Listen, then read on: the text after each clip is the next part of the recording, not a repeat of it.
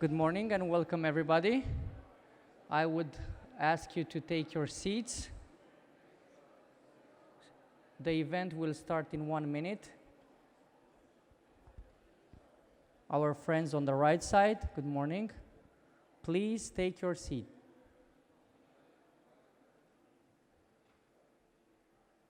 Thank you very much.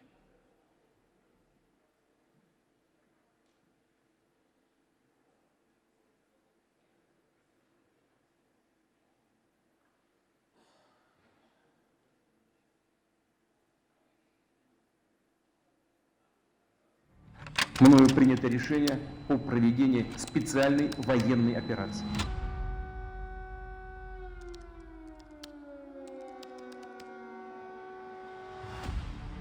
Putin declared the start of a military operation in Ukraine just a short time ago. As troops move in, right now there are reports of explosions in several cities as Vladimir Putin issues a stern warning. This could be a long and difficult battle, but the American people will be steadfast in our support of the people of Ukraine in the face of Putin's immoral, unethical attacks on civilian populations. Ukraine's cybersecurity authority says the cyber conflict with Russia is unprecedented, describing it as the world's first hybrid war. Putin's latest attack on Ukraine was premeditated and totally unprovoked. Emergency is growing at an alarming rate. More than 2 million people fleeing Ukraine in less than 2 weeks. There is no doubt that Ukrainians in need can count on the Romanian people and government for as long as they need. Romanians have given such a moving example to the world. You are a shining example of European solidarity, and I really want to commend and thank you for that. Dans cette épreuve, la France se tient aux côtés de l'Ukraine. Leur liberté est la nôtre. He thought the West and NATO wouldn't respond. He thought he could divide us at home, in this chamber, in this nation. He thought he could divide us in Europe as well. But Putin was wrong. President Biden today signing a bipartisan $40 billion military and humanitarian aid package into law. We are resolved to continue imposing massive costs on Russia. And I'm pleased to announce that we now have an agreement that paves the way for Finland and Sweden to join NATO. It's about Ukrainian democracy against Putin's tyranny, is why Ukraine must win. We are ready. We are united, and that's what we did. We stayed united.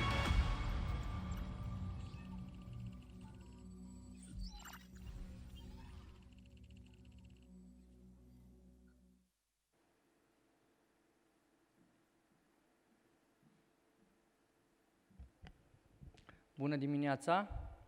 Good morning, everybody, and welcome to the second and the last day of the 22nd Parliamentary Intelligence Security Forum, which is taking place in the second largest building in the world in Bucharest.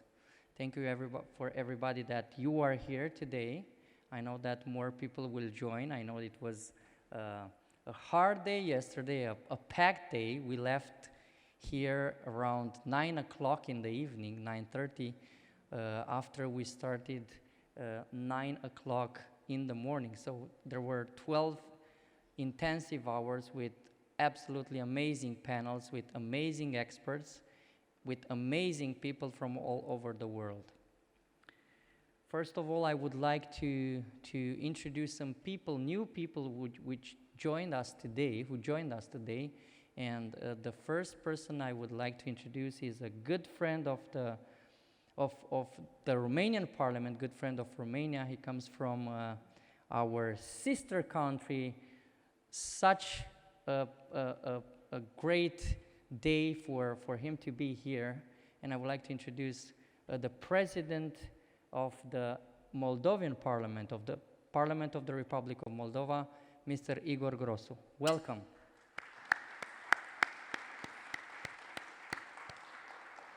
Mr. President, thank you for your effort, for being here today. We will have the wrap-up session later with the President of the Senate of the Romanian Parliament, with Prime Minister Advisor, with our Ambassador at NATO, and Mr. President, we will have the wrap-up session of this forum. I would also like to introduce a dear friend, a person who I believe will change the way that the security, energy independence will look in this area, and probably in the whole Europe in the future. It's with us today the CEO of the famous company called NewScale, Mr. John Hopkins. Welcome, John. Thank you for joining us today. We look forward to the next panel. And to all our friends who are today, I want to welcome you, and we are looking forward to a great, great day. So today we will have 3 panels. We will have a small intervention now, and 3, I would say, short panels, and a wrap-up session.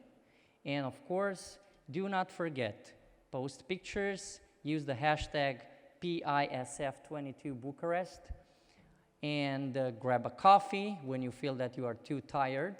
Grab some water, and look to your left, look to your right, smile, and do not forget one thing: pray for Ukraine. Every good day starts with a prayer, and I would also like to thank Reverend William Graham IV, and I would like to give him a round of applause because we had an incredible prayer breakfast in the morning. Thank you, Reverend.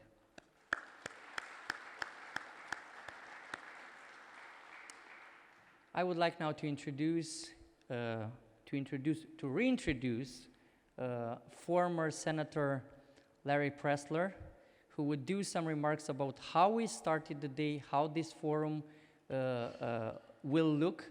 Please come on the scene, Senator, and I would like you to have some remarks about what you believe that this forum should conclude at the end of the day.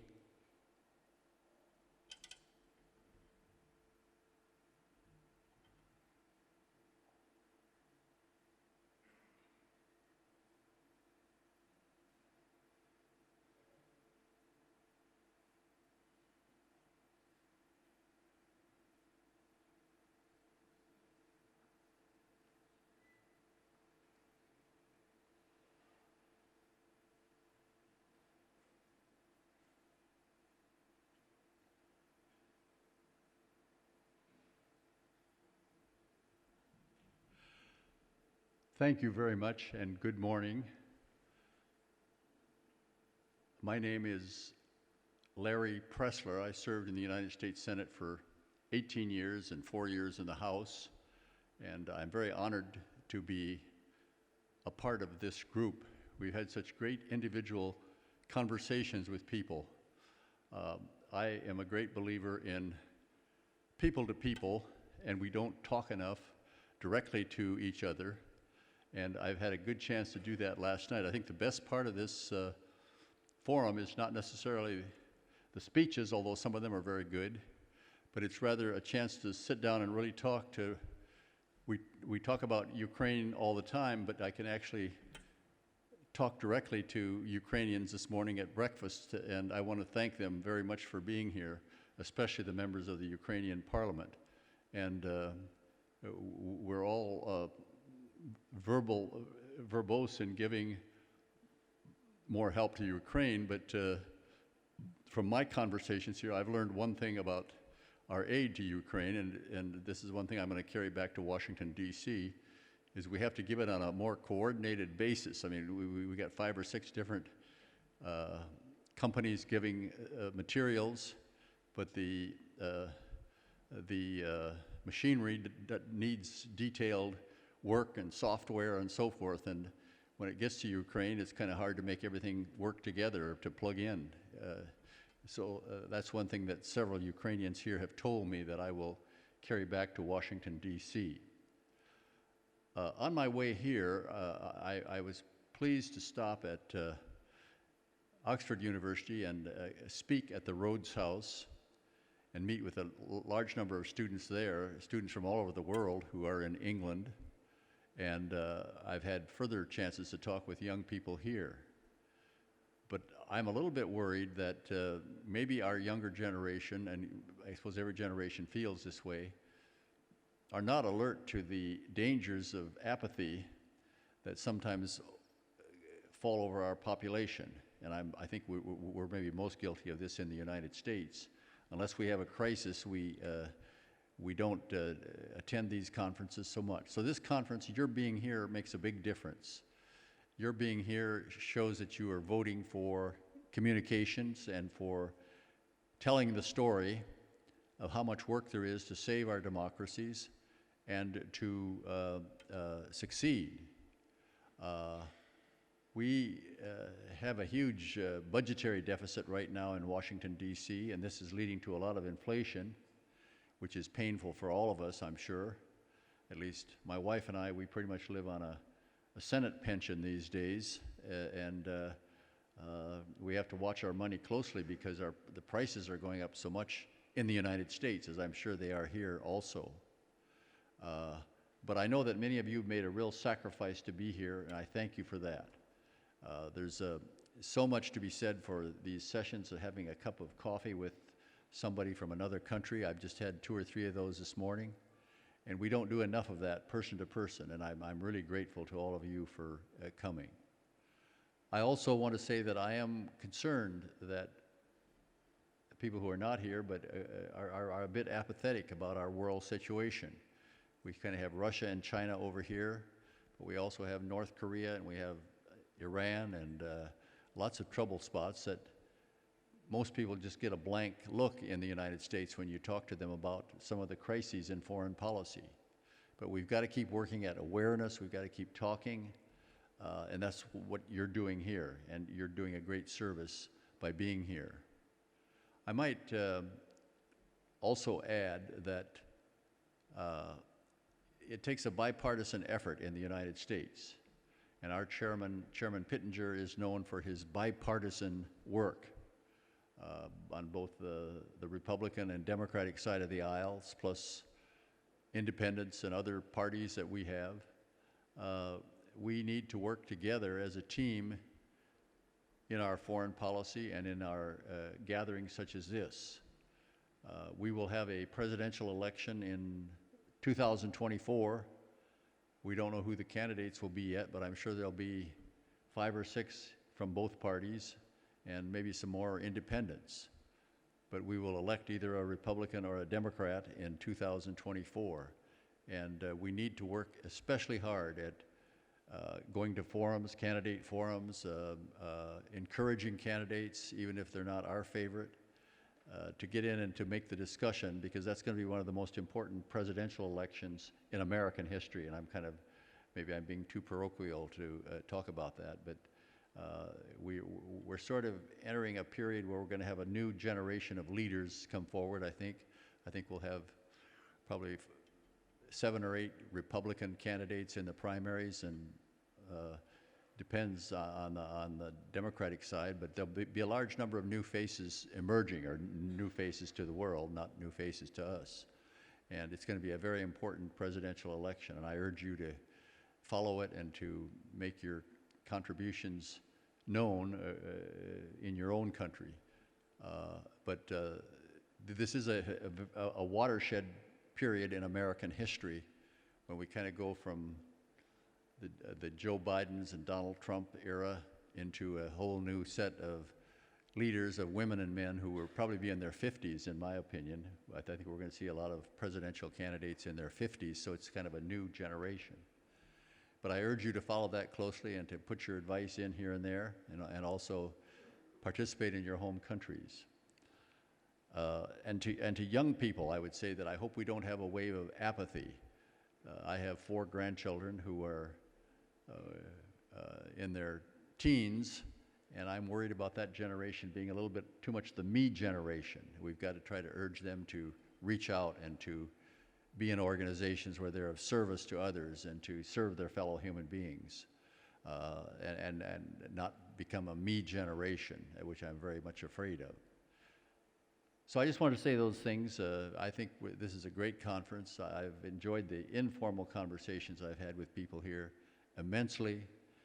And I want to thank Chairman Pittenger and others for having me here. I'd like to sit down there where I can meet a few people and learn a few things. And in fact, I get all my medicine done over at Johns Hopkins. So now we have a John Hopkins. I'll have to ask him how that happened. But I meet a lot of people that I don't even get a chance to visit with very much. But I do appreciate the friendships here. Thank you very much.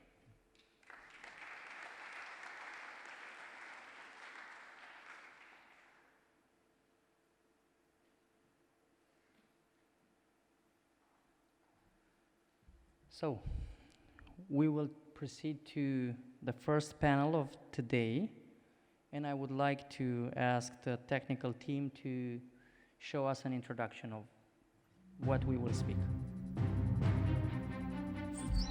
In a world with increasingly interconnected markets and intertwined economies, the range of associated risks is widening. China's assertiveness and its desire for global supremacy must lead to a multilateral approach and concrete steps towards combating the abusive exploitation of foreign investment. In a session that brings together decision makers and experts in order to determine significant changes in the way we understand policies in the field, we will present the main problems and solutions identified to effectively combat adversarial foreign investments, as well as the available tools for preventing them from occurring in the first place.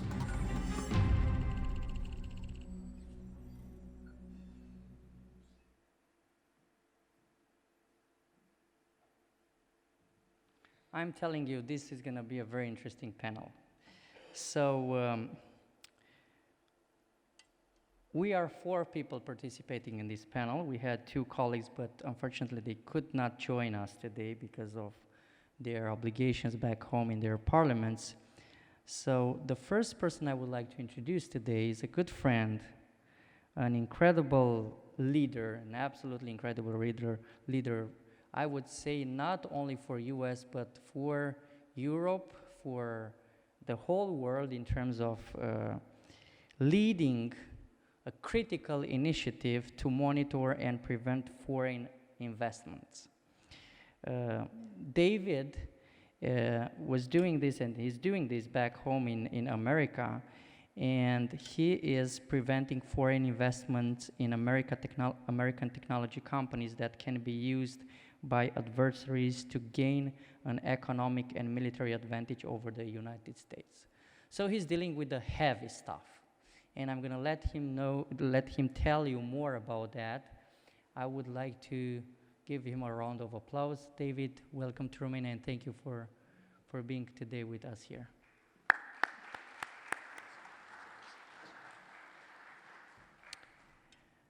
The next panelist is also a good friend of Romania and also a good friend, I would say, of Republic of Moldova, because he is the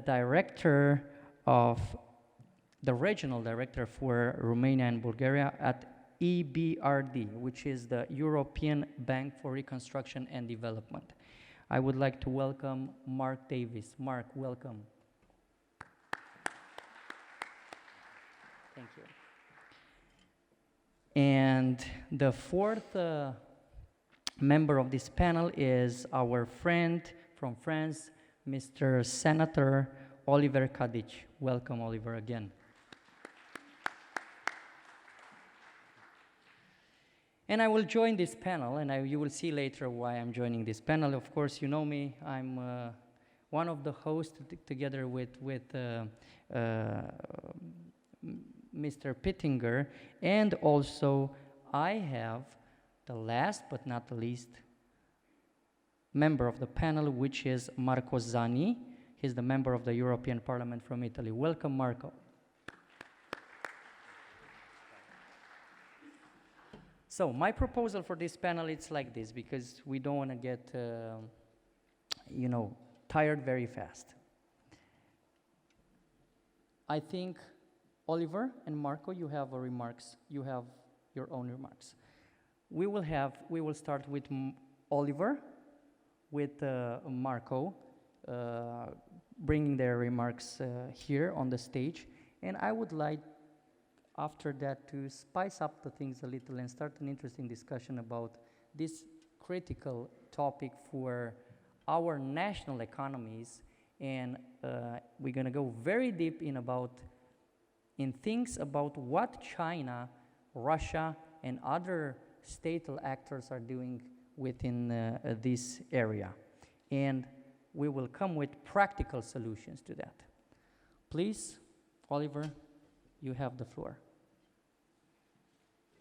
Many thanks, Michael. Dear distinguished guests, ladies and gentlemen, the sanctions imposed on Russia by the EU, the United States, and the UK following the invasion of Ukraine are having an impact. Moscow's ability to access and move finances is considerably restricted. The same goes for other entities hit by the sanctions, and the pressure is only going to increase.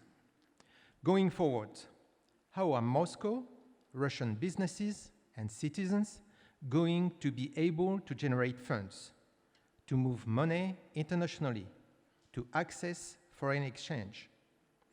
A recent policy brief from the Global Initiative Against Transnational Organized Crime, entitled Going for Gold, points to gold and illicit networks being a likely part of the answer.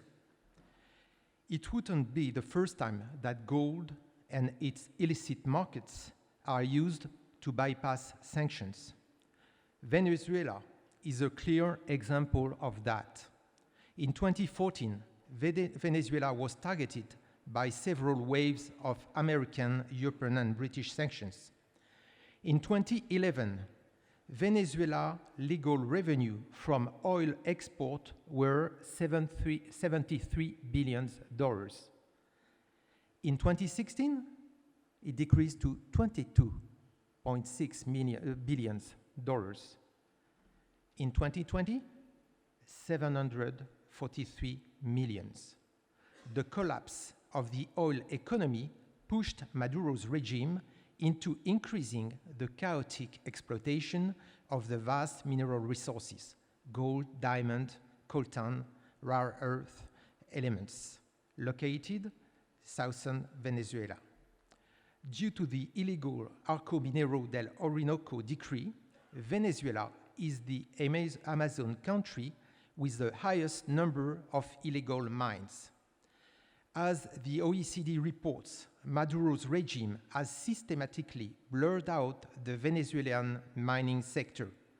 No information, no data, no reports make more difficult to denounce the crimes, the abuse, and the corruption.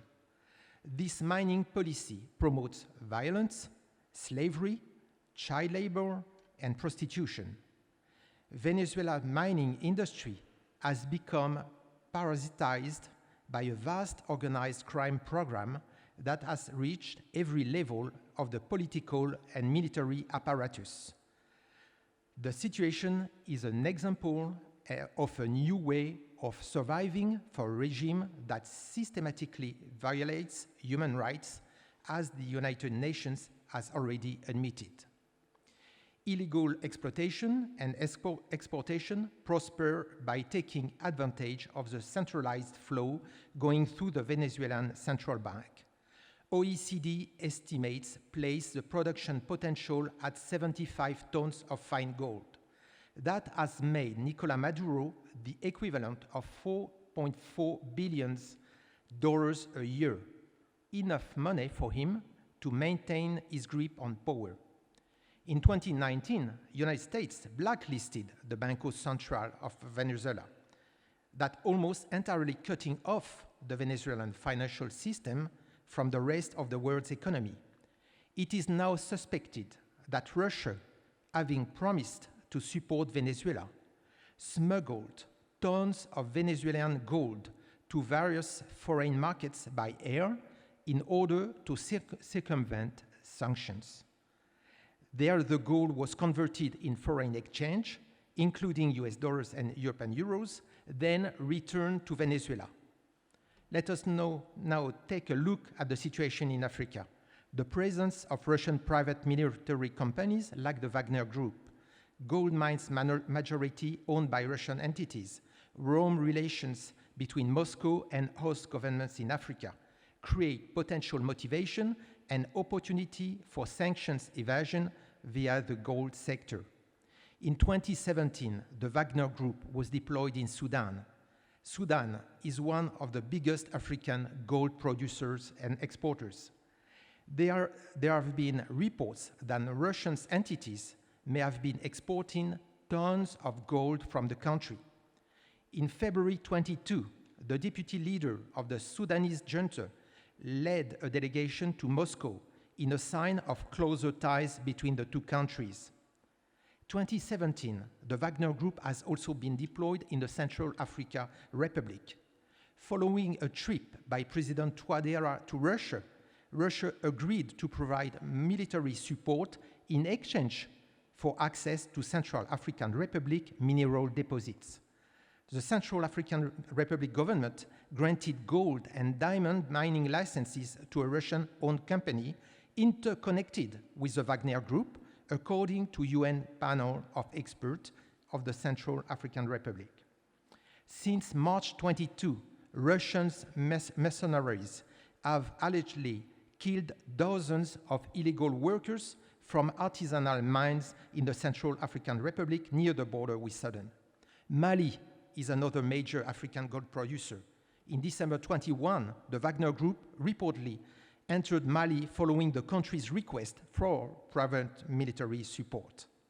Since January 22, Mali is facing its own economic sanctions, with the Economic Community of West African States closing all land and air borders with the country. Russia and China blocked a proposed statement by the UN Security Council in January 22 to endorse the Economic Community of West African States sanction. Yet, according to GI Talk investigations, gold continues to flow out of the country to international transit and trade hubs. Russia evades sanctions by laundering the gold on transit and end markets. Let's have a look at Russia's central bank reserves evolution since the annexation of Crimea. In 2014, US dollars representing 39% of Russian reserves. By June 21, they were only 16.4%. In the same time period, Russia gold reserves have more than doubled, 8.9% to 21.7%. Illicit gold markets and gold laundering are a way for Moscow to generate profits and move funds across borders. Gold can be physically moved around the world without transiting through electronic financial markets, including SWIFT, financial messaging. That makes it difficult to track. Moscow could use foreign exchange reserves accessed through illicit gold markets to pay for its imports, to fund its military operations, or to compensate Russian oligarchs for the losses they have incurred because of the sanctions. And beyond the Russian government, other sanctions entities could also use criminal networks to launder and smuggle gold. The increasing presence of Russian actors in the West African gold mining sector requires adequate actions to make sanctions efficient. We now find ourselves in a process of separation between the democratic world and the world ruled over by authoritarian regimes. The invasion of Ukraine constitutes an accelerator of the decoupling that started during the pandemic. Russia has excluded itself from the global economic system for a very long time. Slavy Ukraine.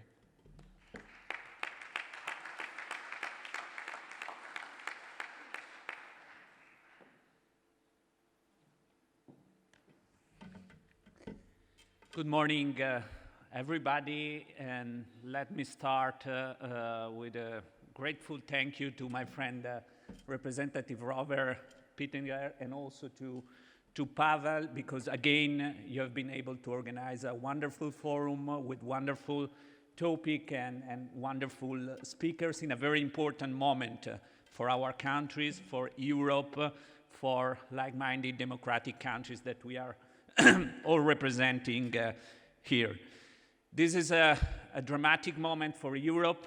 We decided to hold this forum here in Romania to give a message, to focus on what is the most important geopolitical issue clearly right now. That is the protection of the sovereignty of Ukraine and the protection of our democratic values against unacceptable aggression made by the Russian regime and Vladimir Putin. And let me say that to our Ukrainian friends that are here or that are hearing to us, that the European institutions and the European Parliament are doing and will do whatever it takes to protect our friends in Ukraine and Slava Ukraine.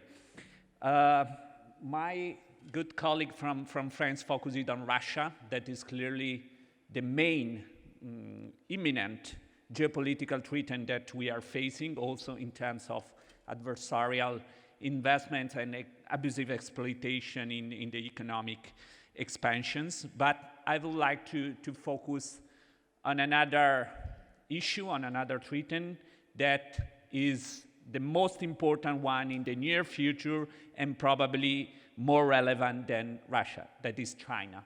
When we talk about adversarial foreign investment, our mind is going to this country, to the communist regime that is held in power in China. And looking at the data, the investment flows are dramatic in their amount and in their targets that are important and strategic part of our industrial and economic system.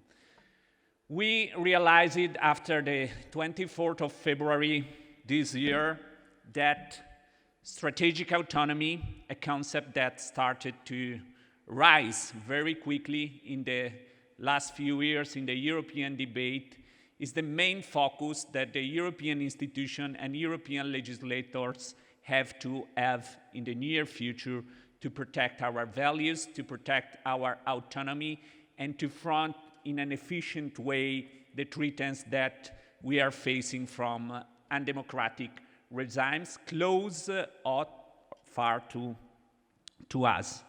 Without setting up in an efficient way a strategic autonomy, Europe will not be able to face the geopolitical challenges that are rising, not only at the border of the European Union, but also, as I said, in one of the most important and warm geopolitical area as the Indo-Pacific. The experience that we are having with the packages regarding the Russian sanctions issued by the European Union is giving us an alert, an important alert. Without setting up an economic and an industrial system that is independent from undemocratic countries, we will not be able to play our role in protecting the democratic values around the world and in facing the threats for those, from those undemocratic regimes. As I said, in the past years, since the start of this new millennium, the data are dramatic. The increase, skyrocketing increase of the amount of the Chinese investment in the European Union and in European countries is huge. As I said, in the dimension, we are talking about hundreds of billions invested by Chinese state-backed companies in Europe, but also in the sectors that have been targeted. And security is one of the most important sectors where the Chinese started investing, looking at the European Union and European countries.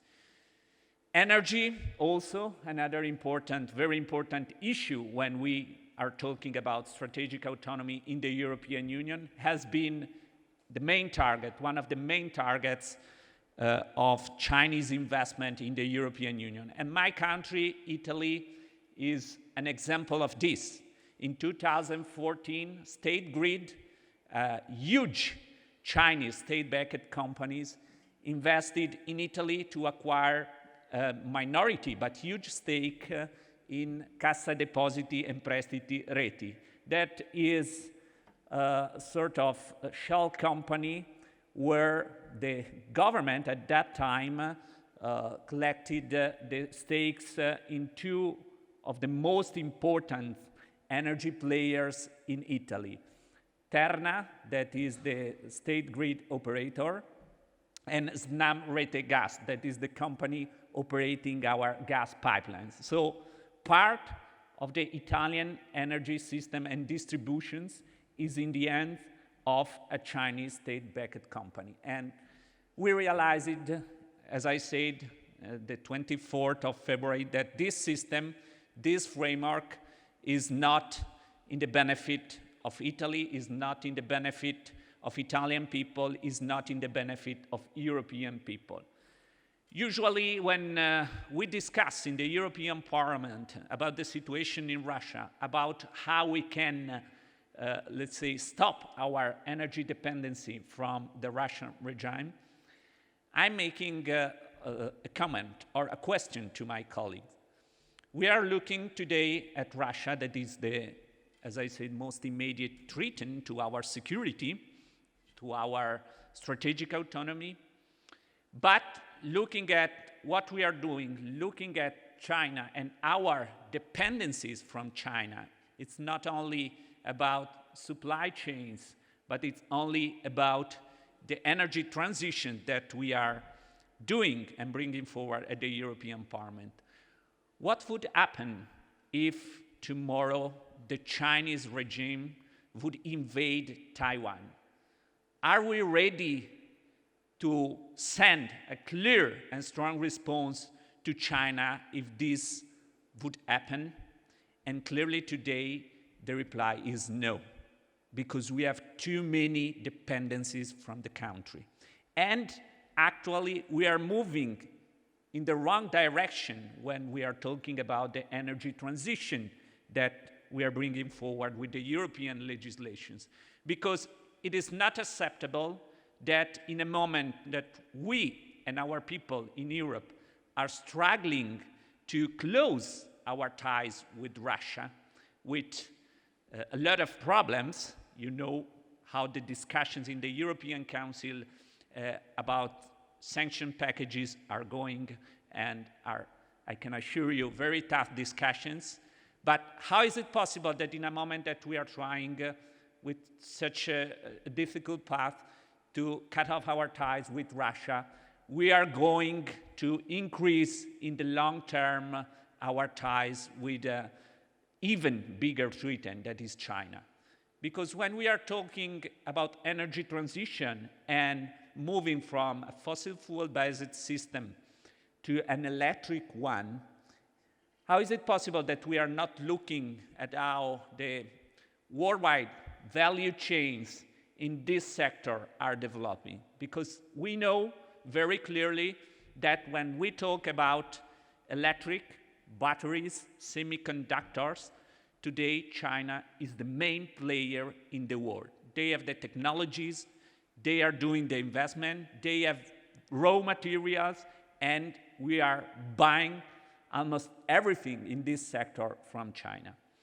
The European Commission and the European Parliament are starting to fix some point. So we decided to incentivize investment in those fields in the European Union. We had an agreement with a very important US company when we talk about the production of semiconductors, that is Intel, that is planning to invest 80 billion in the next few years to increase the production of semiconductors in the European Union. There will be huge investments in Germany, in France, in Italy, and other countries. We are trying to set up agreements with other European countries to exploit lithium mine fields. And as you know, lithium is a very important raw material when we talk about the electric transition. Unfortunately, today, 97% of the lithium coming to the European Union for producing electric batteries is from China. Unfortunately, China was able to prepare, to exploit for their interest this electric transition that is happening in Europe. China secured agreements in a lot of countries around the world to block and to buy the entire supply of those rare raw materials or lithium supply that will come to the European Union through China in the next few years. So as you can see, the situation is dramatic and there is no more time to wait for acting in a strong way. Today we are talking about adversarial foreign investments. In this forum, we are talking about reshaping the global security map, and the main pillar of reshaping the global security map after the Russian invasion of Ukraine will be strategic autonomy. We need to be independent from undemocratic countries' supply chains, from undemocratic country supply, because if we are not able to be independent in those very important industries and technologies for our future, our bargaining power will be very, very weakened in front of the threats coming from those countries.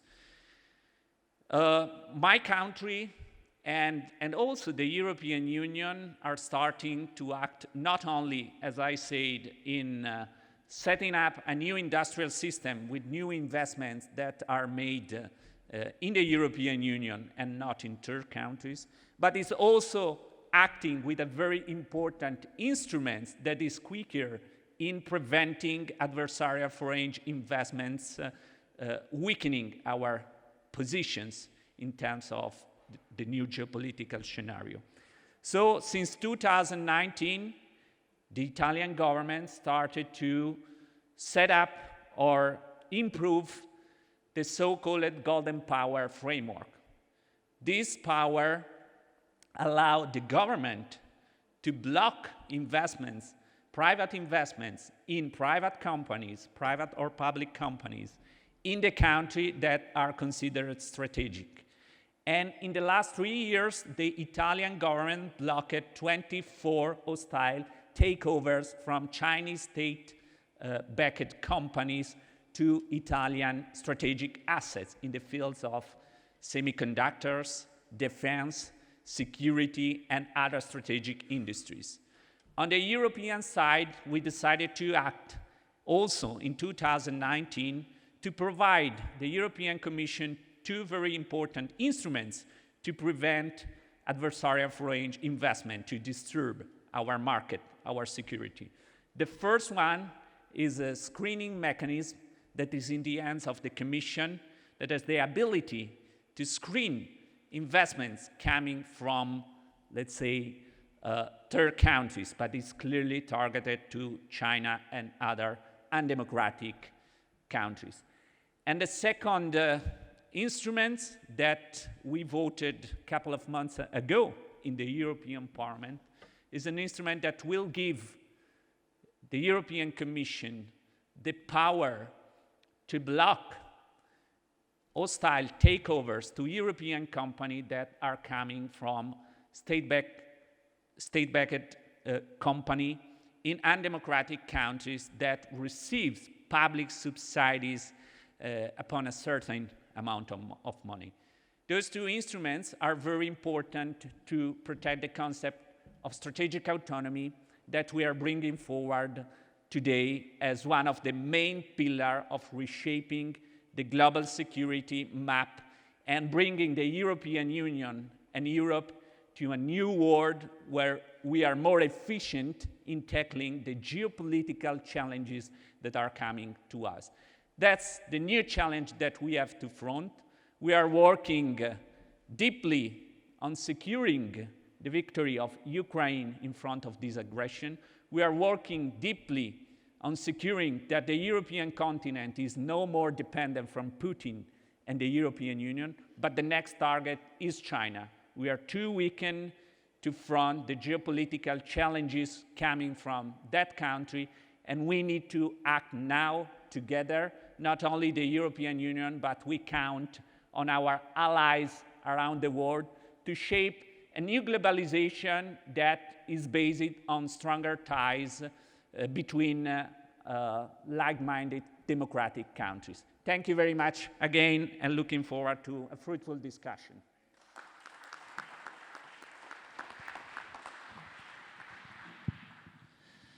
Thank you, Marco. So,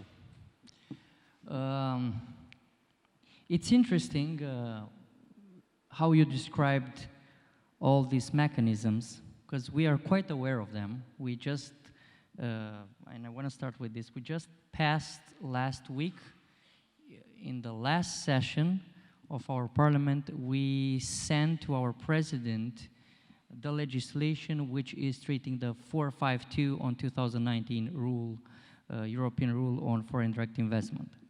You know, before passing the 5G legislation, we were not aware here in Romania about this feeling of need of having an investment screening legislation.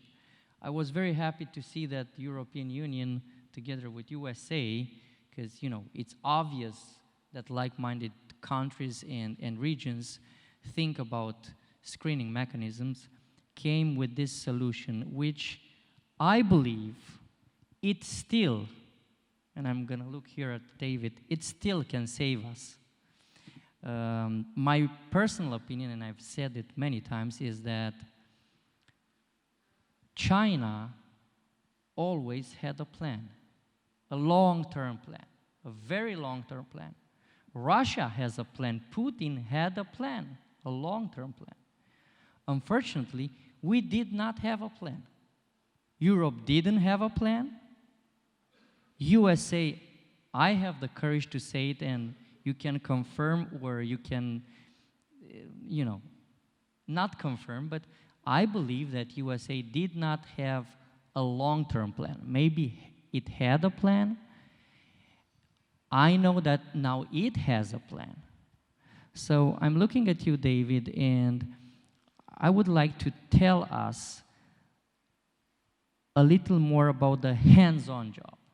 What's actually happening? Because when we speak about foreign investment screening and companies coming and grabbing our economies, taking over our European companies or American companies, from a political perspective, you know, we can just be at the theoretical level. And I honestly say that we need to learn more and to find out more about these things.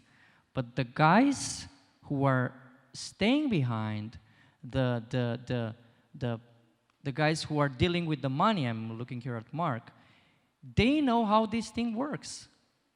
And they make us politicians aware of what we should do for our national security and national economies.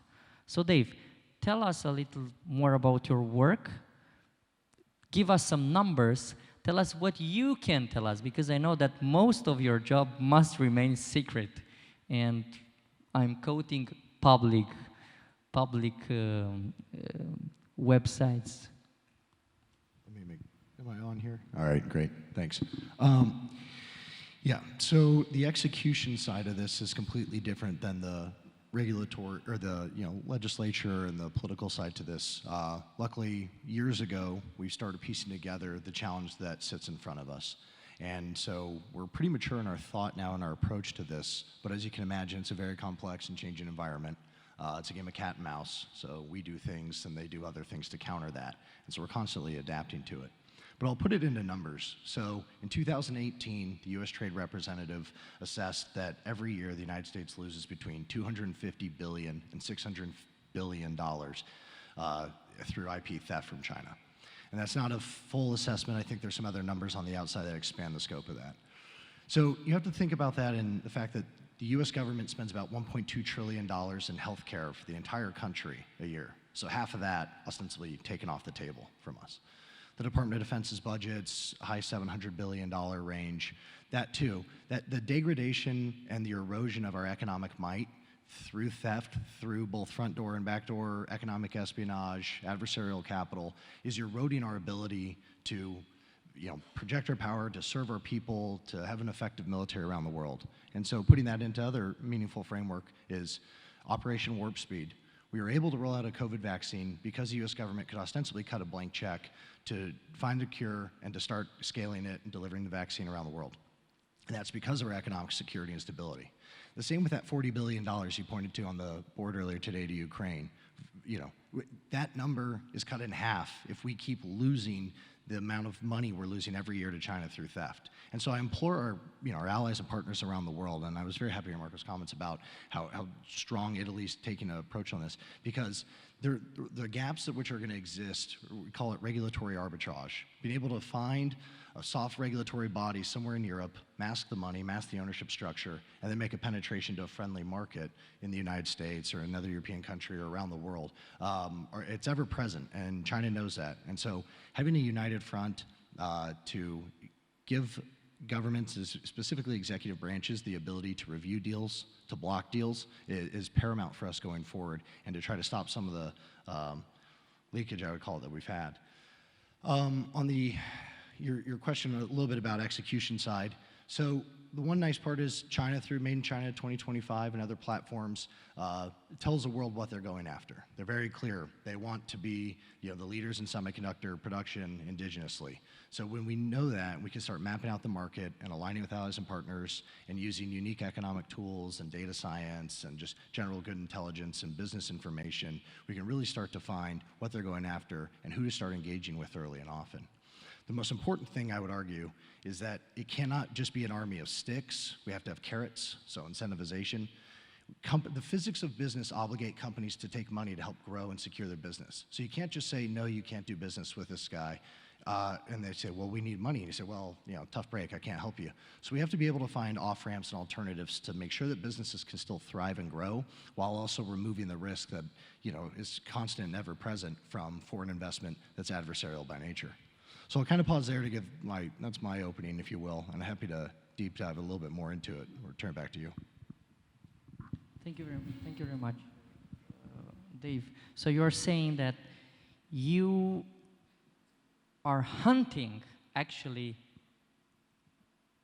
businesses which are stolen from the US citizens' economy in a value between 250 and 600 billion a year, and you scan them and you try to stop that.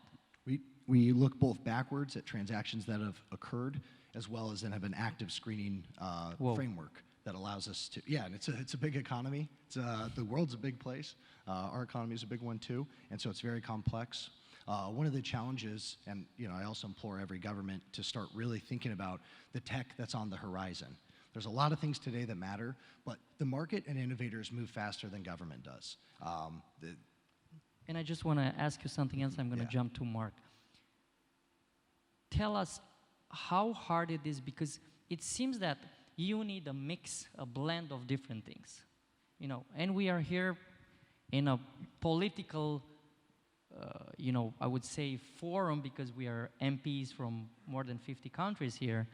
And we need the knowledge to write the legislation for guys like you, which are sitting somewhere in Pentagon, and they go around the world and they look for these kind of things.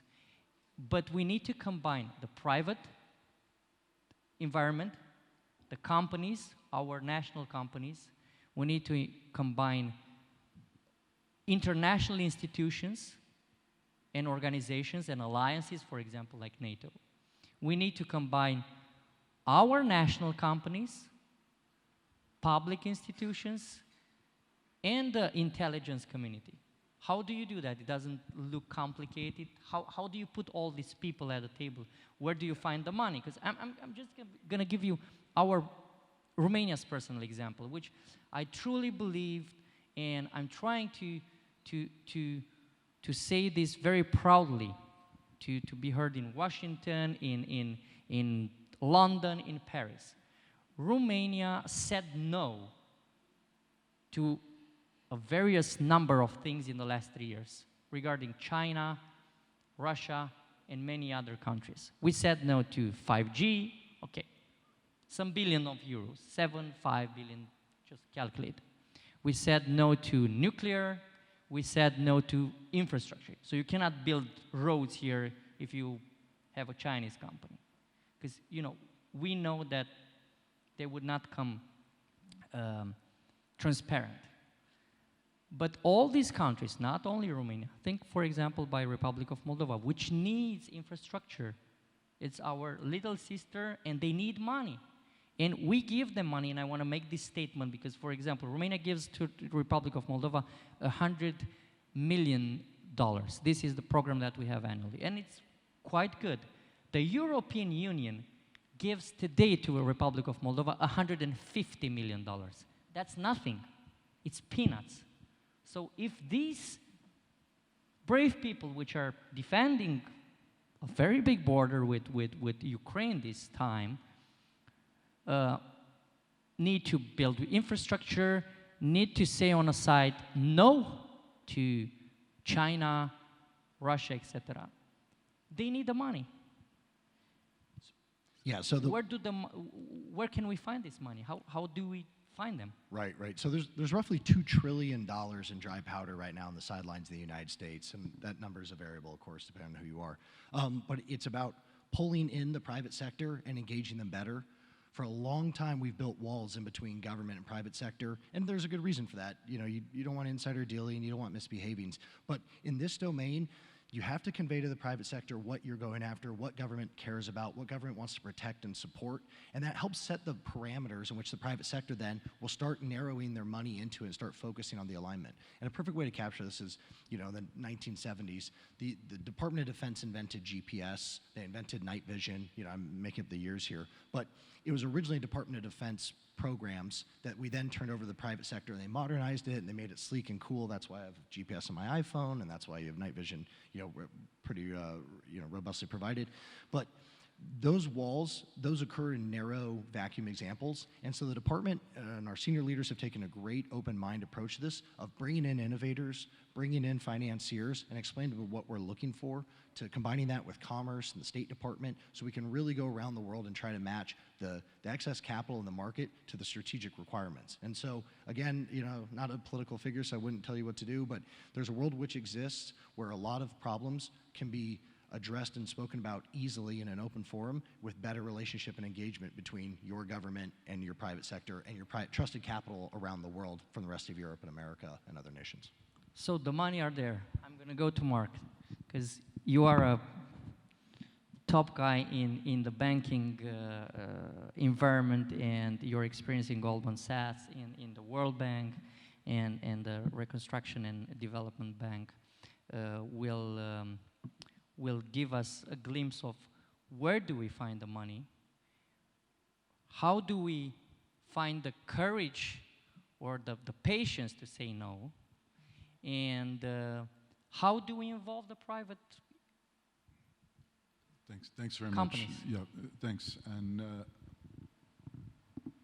let me segue off of something I just heard. The figure on global private equity coming into EBRD's countries of operations, so 37 countries across North Africa, but basically the CIS countries, in 2020 was 0.6%. That's 0.6% of roughly $648 billion of private equity capital came into our countries of operations. And those countries include big countries like Turkey. It's a tiny, tiny figure. So, you know, one of the key messages is you need to get that private investment, you need to attract capital, but you need to have a business climate and a market for that to happen. And I'm using this example because I want to talk about something else that talks about this. Earlier this week, or late last week, it was announced in Romania that the regulator is going to stop the pension funds of Romania from investing in private equity funds. And the reason explained for that was that equity markets are going down, public equity markets are going down, and they don't want the pension funds to lose money. At this stage, so my point is there needs to be a sense of urgency, cohesion, and good policy. At this stage of a market cycle, with what's coming, exactly what you need is dry powder. Exactly what private pension funds should be investing in is dry powder. That's where the opportunity is, not investing in when the asset prices are overvalued. So we should do the opposite. Opposite of what's being done. And what's being done is being done because it's a reaction to market pressures, it's a reaction to political pressures and social pressures. So this is but this is a segue into what I really want to talk about. The reality is that at this moment in time, this is the longest cycle I can remember, and I'm a reforming economist. I was an economist 10 years at the World Bank. I spent a lot of time on this stuff. I looked at data in the United States all the way back to 1867. And I looked at monetary policy at every time period from an econometric basis to understand how money works.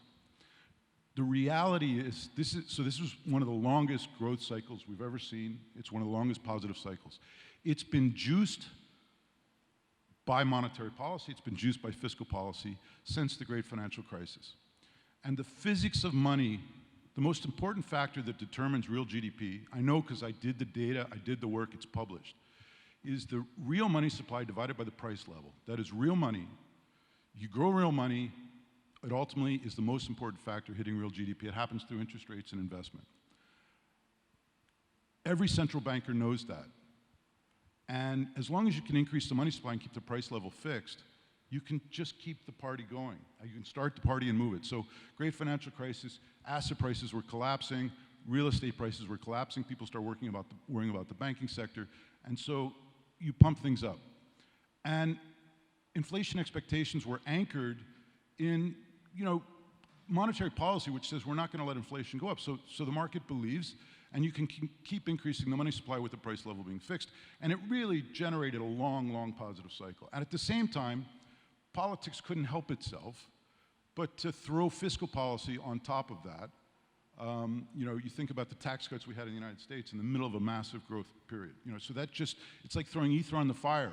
But it took a long time for that fire to catch hold because of the inflationary expectations and the anchor.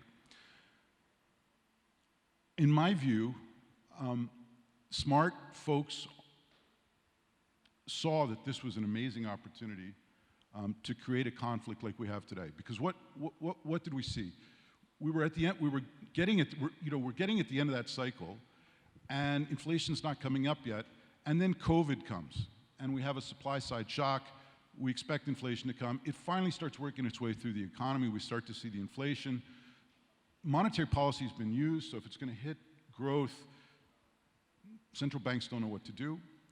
And then, you see soldiers on the border with Ukraine, energy prices go up, and everyone says, don't worry, because energy is not the core market basket, the core CPI that we're worried about. Energy prices go up, GDP kind of goes down a little bit, so there's some negative cross-netting effects. Not a big deal.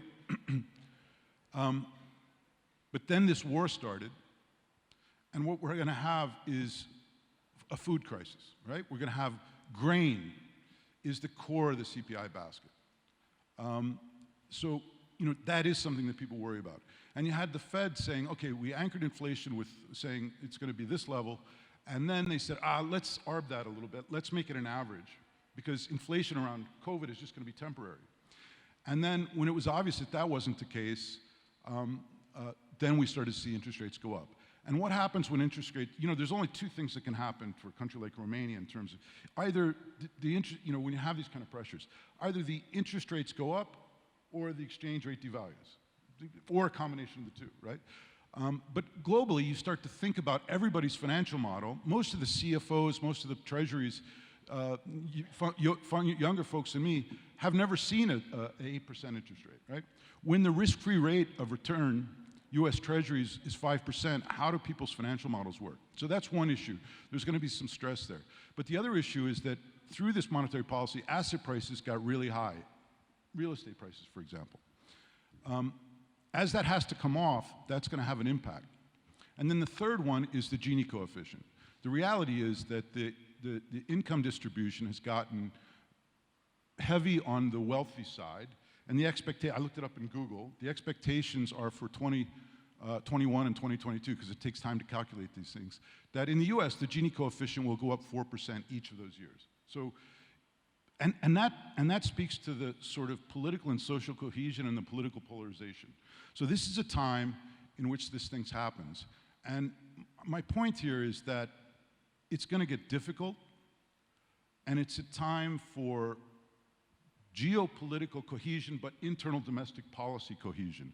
I mean, I thought that it was amazing, the work of the European Union to work with the countries here to distribute LNG gas that's going to be in the system, right? In a way that works in a cohesive way.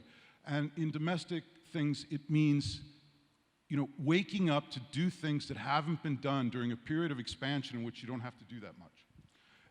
Mark, I just want to ask you a question about all these puzzle pieces that you gave us. So you said that we are still in this juicy positive period, the longest from the last financial crisis. And inflation is more than high all over the world. We have energy prices higher than any time. We have a possible food crisis. We have a war in Russia. My question is, where are we on that graphic, you know? The hill, the top of the hill, the coming down and the valley. How far away are we from a crisis? And what kind of solution, or not what kind of solution for us to prepare for this cohesion that you are talking about, we need at a political level? Tell us, what should we politicians do here, national, in all our national parliaments, and also I'm going to go later to Marco to the European Parliament? Well, you know, I hope this positive cycle just goes on forever, but the reality is it can't. It never has. You know, yeah. So, speak freely. So, you know, you would expect to be at the end of a cycle. There's something called a peso problem. That is when the fundamentals suggest something should go down, and it never goes down. It just keeps going up. The problem with the peso problem is when it goes down, it drops. This is the nature. And the reason that happens is because if the fundamentals say something that should go down, and it continues to go like this, it means somebody is administratively trying to do things to support it to that level, which are unsustainable, and then it drops. So I would suggest that, you know, look at history of peso problems. Crises, financial crises come very quickly when it's like getting to the edge of the table and falling off. That's the first thing. But the other thing is, you know, I want to focus minds on inflation because I want to focus on, you know, reshoring, which has been discussed, but more urgently, you know, grain and energy.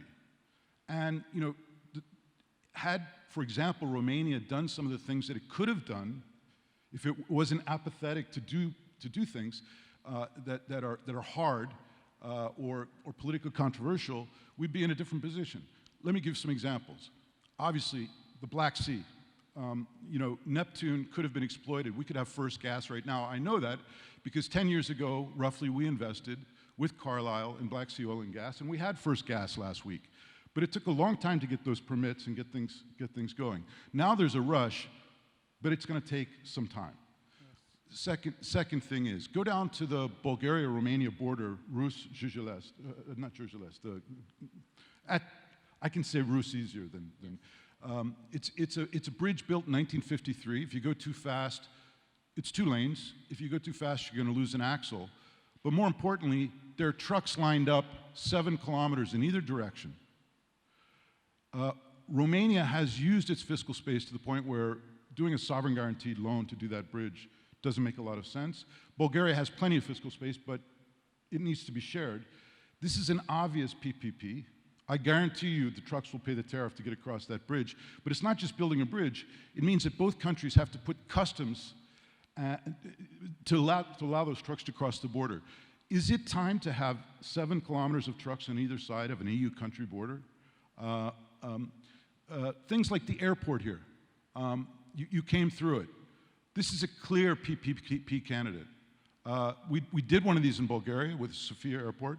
They received an upfront, this is during COVID period, on pre-COVID negotiation. Yeah, they receive an upfront payment, of a large scale. They receive significant investment commitments, and they have top quality Munich airport management to make that airport, make Bulgaria, put Bulgaria in the map. Romania OTP airport, Otepeni, could be a major hub in the region, both for passengers and cargo. It's a hugely important investment climate point, and yet it's not on the table. So, I mean, I could go on and on, but these are examples of being cohesive in response. We haven't even started talking about energy transition in terms of the renewables and hydrogen We have John Scale here.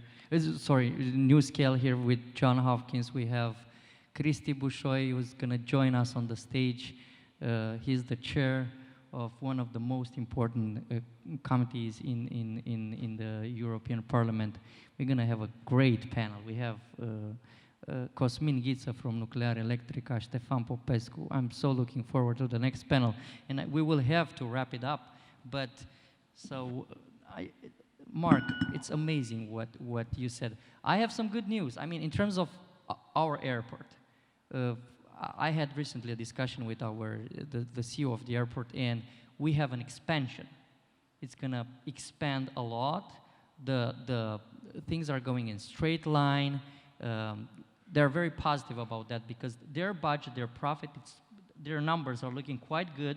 They look for co-financing, and they're gonna do a new cargo area, which is gonna be a big one. So airport, I would say that it looks good, and it will look good. I would look more at the port back in Constanța, where I believe it's the problem, the main problem now. I would go back to David, because he also has big experience in financial markets, and you've been working with VCs and all this kind of capital VCs, which would fund big projects for different countries. Dave, how do you put these PPPs in our politicians' minds? Because if you look all around Europe, I know that this works perfect in US. I'm mostly confused when I go in DC, when I see a Samsung guy, or I don't know, name a company that goes at 4 o'clock out from your DOD, from Pentagon, and says, oh, you know, I just finished a project here. When I see a Microsoft or an Amazon guy coming to do some work in one of the top, let's say, intelligence institutions in US. I mean, it seems that back into US, private companies are working hand in hand with public institutions, and they make a revolution in anything. I mean, you fund SpaceX, and you're going to go back to the moon, and you're going to go on the Mars. How do you do that? How do we have to do that? How should we do that here in Europe? How should we wake up Europe in terms of writing policy and enhancing cooperation between parliaments to write policy, to let these companies to pour the money that we do not have often? Yeah, so it's a big question, and I'll be limited in my answer other than to say our free enterprise society and system has allowed for innovators to really run free. That allows for finance and capital flow in alignment with those cracks in development. So I just think the best way forward for a lot of this is for better gamesmanship of using the private market and letting it do what it does best, letting private enterprise go out and create. I mean, the engines of economic growth in the United States, and same with everywhere, really come from the innovators, the entrepreneurs, from the businesses and the financiers. It doesn't come from the government. I mean, we set requirements for things we need. But if you look at semiconductors, I mean, the US government buys a lot of semiconductors, no question asked. But without a doubt, that market is led by the private industry. The space industry is the same. The US government used to run the space industry through NASA, but we realized that privatization of it allows for better innovation, allows for things to be cheaper, it allows allows for us as now a customer to help guide and shift and protect and support it, but ultimately reap the benefits of allowing true free enterprise kind of flow. And so just the US commercial market in general, the organizational design to it has, you know, I don't want to give policy recommendations, and I certainly don't want to try to influence parliamentarian decisions. That's not my role in this world. But I would just say from our model, there are best lessons and lessons learned that can be deployed elsewhere. Thank you, Dave. I think at least Romania is a champion in terms of mirroring the perfect ways from your legislation to protect our national interest and national security, from a national security perspective. Of course, we have Repower EU. And here, because we will need gas for the coming years, for the period that comes in front of us, we need to diversify supply. In order to phase out, to replace Russian gas imports, maximum 2030, but we set European Commission maximum 2027.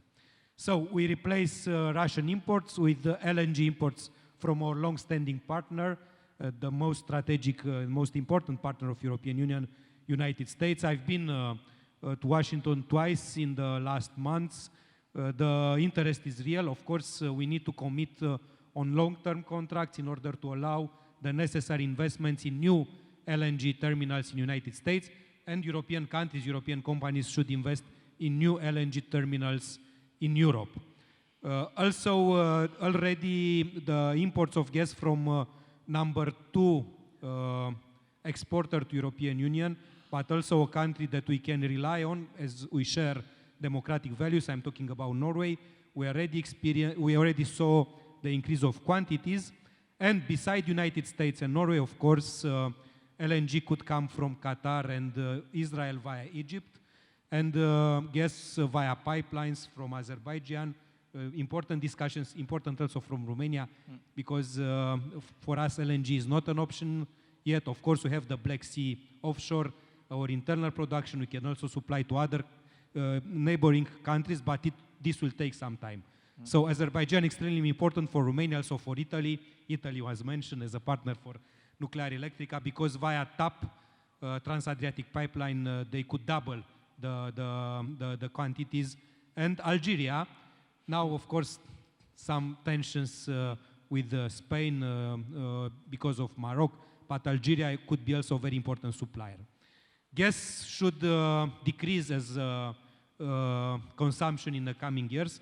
So not only we replace imports from Russia with imports from other countries, but we need to reduce the consumption and to replace with other sources.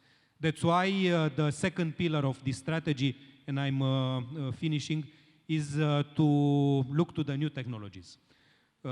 First of all, of course, solar and wind, and we have a new target, and we'll vote next week in ITRE committee, the proposal of European Commission, 45% of renewables for the general mix in 2030, a very ambitious target, but achievable target. Then, of course, we should look to the energy efficiency, and the new target is 13%, also very, very significant increase. And we have to look to hydrogen, and we need 10 million tons internal production in European Union by 2030, and 10 million tons imports, of course, by 2030. Solar, we want to install 600 gigawatts in European Union by 2030, and we have this extraordinary solar rooftop initiative. So starting with 2026, and there are some different years for different situations. All the new residential buildings, also even before that, the commercial buildings and administration buildings will have to have solar panels on the rooftop. So this will transform a lot our landscape. And finally, a biomethane action plan with a target to product 35 billion cubic meters by 2030. All these measures, of course, the investment is significant, but is less if we look to the 100 billion that we pay to Russia for imports each year. If we multiply with 5, 6 years, 7 years. Let's see if we can achieve before 2030, the investment is worth. And with this, we do not only achieve our independence, we do not only achieve the situation where we will not allow to Russia to play with energy as a geopolitical weapon. Already they are doing that. They cut the gas for some member states. They decrease the quantities for others. And of course, we are very worried about this winter as we expect some very, very difficult situations. But also, so we gain our independence. With this strategy, we will get closer to our strategic goal, the decarbonized European Union energy sector by 2050 with the Green Deal, big objective. And in my opinion, I also believe that in the future, with this investment, and especially with the huge deployment of the renewables, we will see less volatility of the prices. So in the coming years and decades, with this investment, also the prices will be more affordable for our citizens and our industries. And nuclear also could play a very important role, even that for nuclear, Europe is still divided, and European funds are very difficult to be invested in nuclear. We try hard for modernization fund, also a very important opportunity for Romania, at least 10 billion euros investments. Some of this money maybe could be invested in nuclear facilities, but other European funds, very difficult.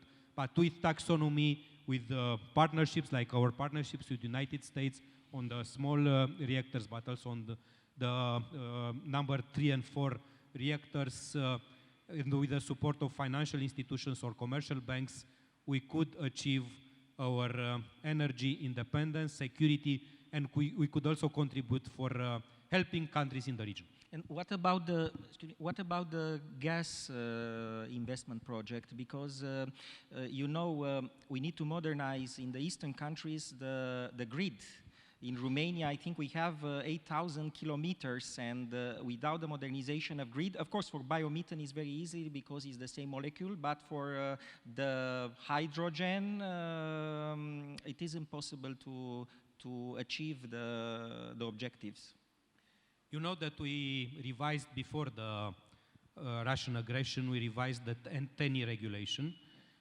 Clearly, investments in interconnections from the PCI, from the projects of common interest, are still possible, but they should be also possible to use in the future for hydrogen, so there are some requirements. Now, of course, looking to the new situations, we are seeking solutions for the most strategic interconnections. The most strategic for European Union is between the Iberian Peninsula and France, because otherwise we could import a lot of LNG, mainly from United States, of course, but if we cannot bring gas from Iberian Peninsula to the rest of the Europe, then it will be very difficult to replace Russian imports. For producing electricity from gas, I just mentioned the taxonomy. The requirements are very difficult to fulfill. Today we don't have any facility of production with those requirements in Europe, but with some investments, and now the financial markets are very much incentivized to do these investments, we could achieve, and we will have a future also for gas. You mentioned the PCI list. You know, we have Romania 2 gas storage facilities. Yes. One of Romgaz, one of ENGIE. I hope both could be financed. It's difficult to have both. I try to be neutral in this issue, but they are very strategic for Romania, and they will be financed from the next investment list. Mr. Boone. Yes, I just wanted to mention in terms of gas and other sources of energy, an interesting event from recent history, which is the decision, I believe in 2011, of Germany to shut down their nuclear power plants. I believe in 2000, about 25% of Germany's energy was derived from the nuclear power plants. And now they're turning on some of their coal power plants again. So It's an interesting decision and one that I think is worthy of reflection. Cosmin, I return to you. So I know you have a busy agenda and you must leave soon. So I also wanted to mention that the Repower EU helps us also relieve some of our other dependency on Russia, and that is medical isotopes. One little known thing is actually that our Chernobyl power plants and nuclear power plants, not just ours, but all nuclear power plants can also produce medical isotopes, cobalt-60, molybdenum-99, lutetium, which are the treatment of the future. A lot of the current cobalt-60 that's developed right now is produced in nuclear power plants, research power plants in Western Europe that will be decommissioned towards the end of the decade. So we need to look at other solutions, and that's where Nuclear Electrica is also working on a project to start developing these type of products, and this is where Repower EU can help. In terms of hydrogen and other types of investments, even if you look at the NuScale technology, nuclear is very well suited for that. So putting more money into this can help mobilize things forward and can help get more independence, cleaner future, and more security, be it through whatever vehicle, the Partnership for Global Investment Initiative, PGII, be it through the taxonomy and the EU, which I truly applaud, and other initiatives. So this is a proof that governments around the world are starting to get it, and it's now enabling phenomenal developments to take place. And I cannot commend more a mobilization than the one that I've seen right now that enables strategic projects to go forward. Thank you, Cosmin. You mentioned energy independence. Romania can be a complete player in energy in Europe. We have the potential to become the first gas producer in Europe based on the discoveries in Black Sea, but also onshore discoveries. We have the Caragele. The natural gas and renewable and locally produced gas will greatly contribute to the energetic independence of Romania. We mustn't neglect the potential of renewable gases in Romania. You know, Romania produces about 7 million tons of organic waste in 2016. Unfortunately, is the last available data of Eurostat. And municipal waste, household and similar waste represented the largest amount of organic waste. We estimate that the biogas potential of Romania, based on organic waste reported by Eurostat and biogas yield, range from 50 terawatts to 70 terawatts. ENGIE, through its major operator, distributor, Distrigas Sud Rețele, distribute every year 45 terawatts hour. So it's a huge potential. When we talk about biogas, we talk also about the circular economy.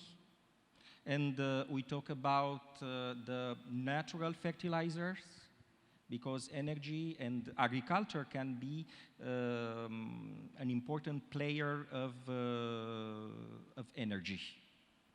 So that's why we welcome the Repower EU objectives. But I return to Mr. Bușoi. It will be a very difficult winter. We import for Russia, European Union, 150 billion cubic meters of gas. And I don't know how we can, what we will do if, I saw also the declarations, the recent declaration of Mrs. Ursula von der Leyen with this possibility to have a complete cut of the gas deliveries to Europe. Already we see a reduction of those imports. The figure is correct, but it's from 2021, April In 2022, already from 45, we dropped to 31. It's true also because of the Russian decision to cut off the gas for some countries or to reduce to some others. So it was not only a decision of the European countries, a voluntary decision to replace, because it was not possible so quickly. Most of this reduction, which is very significant, came from the Russian decision. Clearly, there is this fear in Europe, and Romania is less exposed than other European countries, but there is this fear that this winter will see a total cut-off.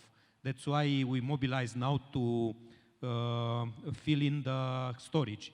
That's why we passed this legislation, and we emphasize a lot that all European countries, including Romania, should have reserve a storage for this winter in order to manage the situation if sudden cut-off will occur. But the plan is not impossible.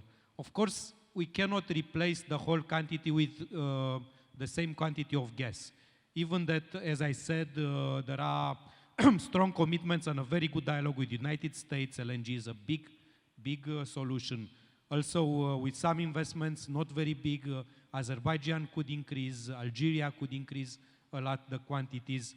Qatar also have to invest because what they are producing now, they are shipping to China, and the demand there is higher and higher. The big key for the next year, not for big years, not for this winter, not for 2023, there the situation is more difficult, is also to reduce the consumption of gas and to have solar, to have wind. Part of the REPowerEU is also to come with a legislative proposal to reduce the deadlines for permitting, to ease permitting. Permitting for renewable projects are very difficult in some member states, takes a lot of time, also in Romania, because we have to modernize the electricity grid, otherwise we cannot accommodate new capacities of production from renewables. Hydrogen will be a solution. Nuclear energy is a very important solution for many member states. That's why Romania took this strategic decision. France is also very committed. Some other countries, unfortunately not all of European countries, but it's a national decision and we have to respect it. And biogas, biomethane could complement this. Energy efficiency with all the investments that are required, and also with the changing of behaviors. I hope this also will come gradually and will not need to do it abruptly this winter.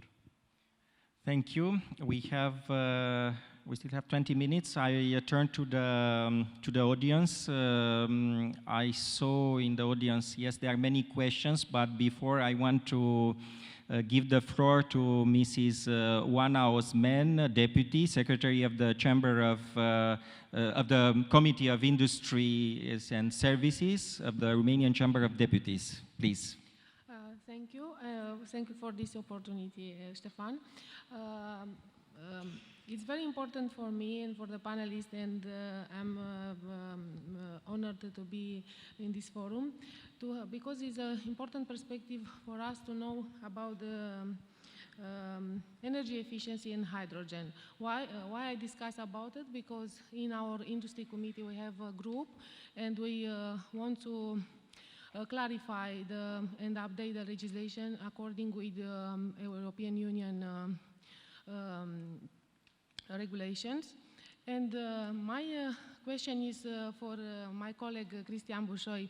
It is possible under umbrella of this forum to have a task force for energy security. Why? Because the energy efficiency and hydrogen is the most important subject in this moment. So I ask you if it's possible to have a collaboration with all specialists and all parliamentary, because in the future, of course, the hydrogen and energy efficiency become most important. Of course, in European Union, we have now a challenge when we discuss about energy efficiency in the buildings, because that needs more funds and need time. For the future, it's important to develop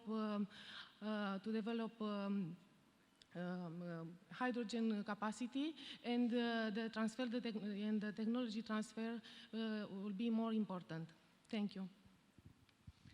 Thank you so much. First of all, I would like to congratulate the Romanian member of the Parliament, Madam Osman, for her very hard work on promoting energy efficiency and also hydrogen in Romania. About the task force in this forum, we should ask Congressman Pittinger and also Pavel Popescu, but I'm sure that looking to the security issues, energy will remain and will become more and more a security issue at the global level in the coming years. So I'm sure that this interparliamentary forum platform will look very closely in the future to the energy aspects, and of course energy efficiency and hydrogen, the fuel of the future, will be in the attention. And it's good to have this collaboration.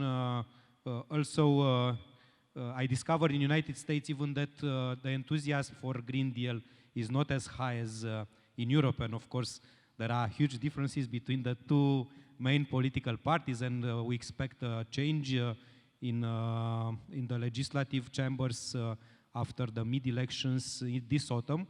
I discovered also participating to a very interesting meeting with the Republican caucus on climate change. There is such a platform also there, that hydrogen is also extremely interesting for the United States.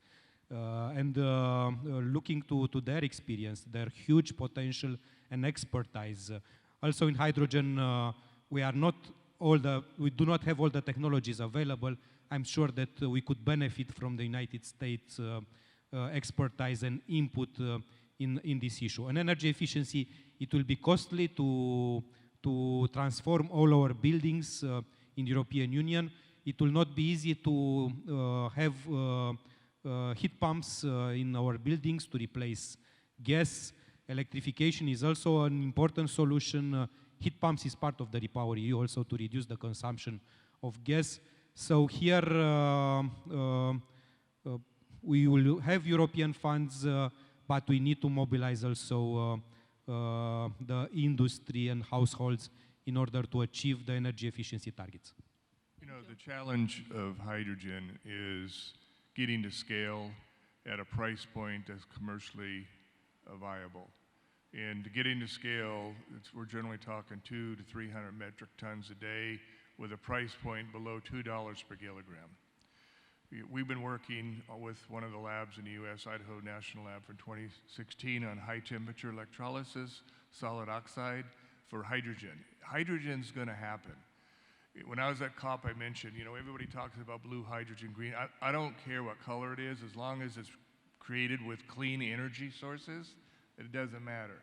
But I do believe I saw the great success of renewables and their price point come down dramatically with government state funds in helping get them down. My first investment in building an offshore wind farm was off the UK.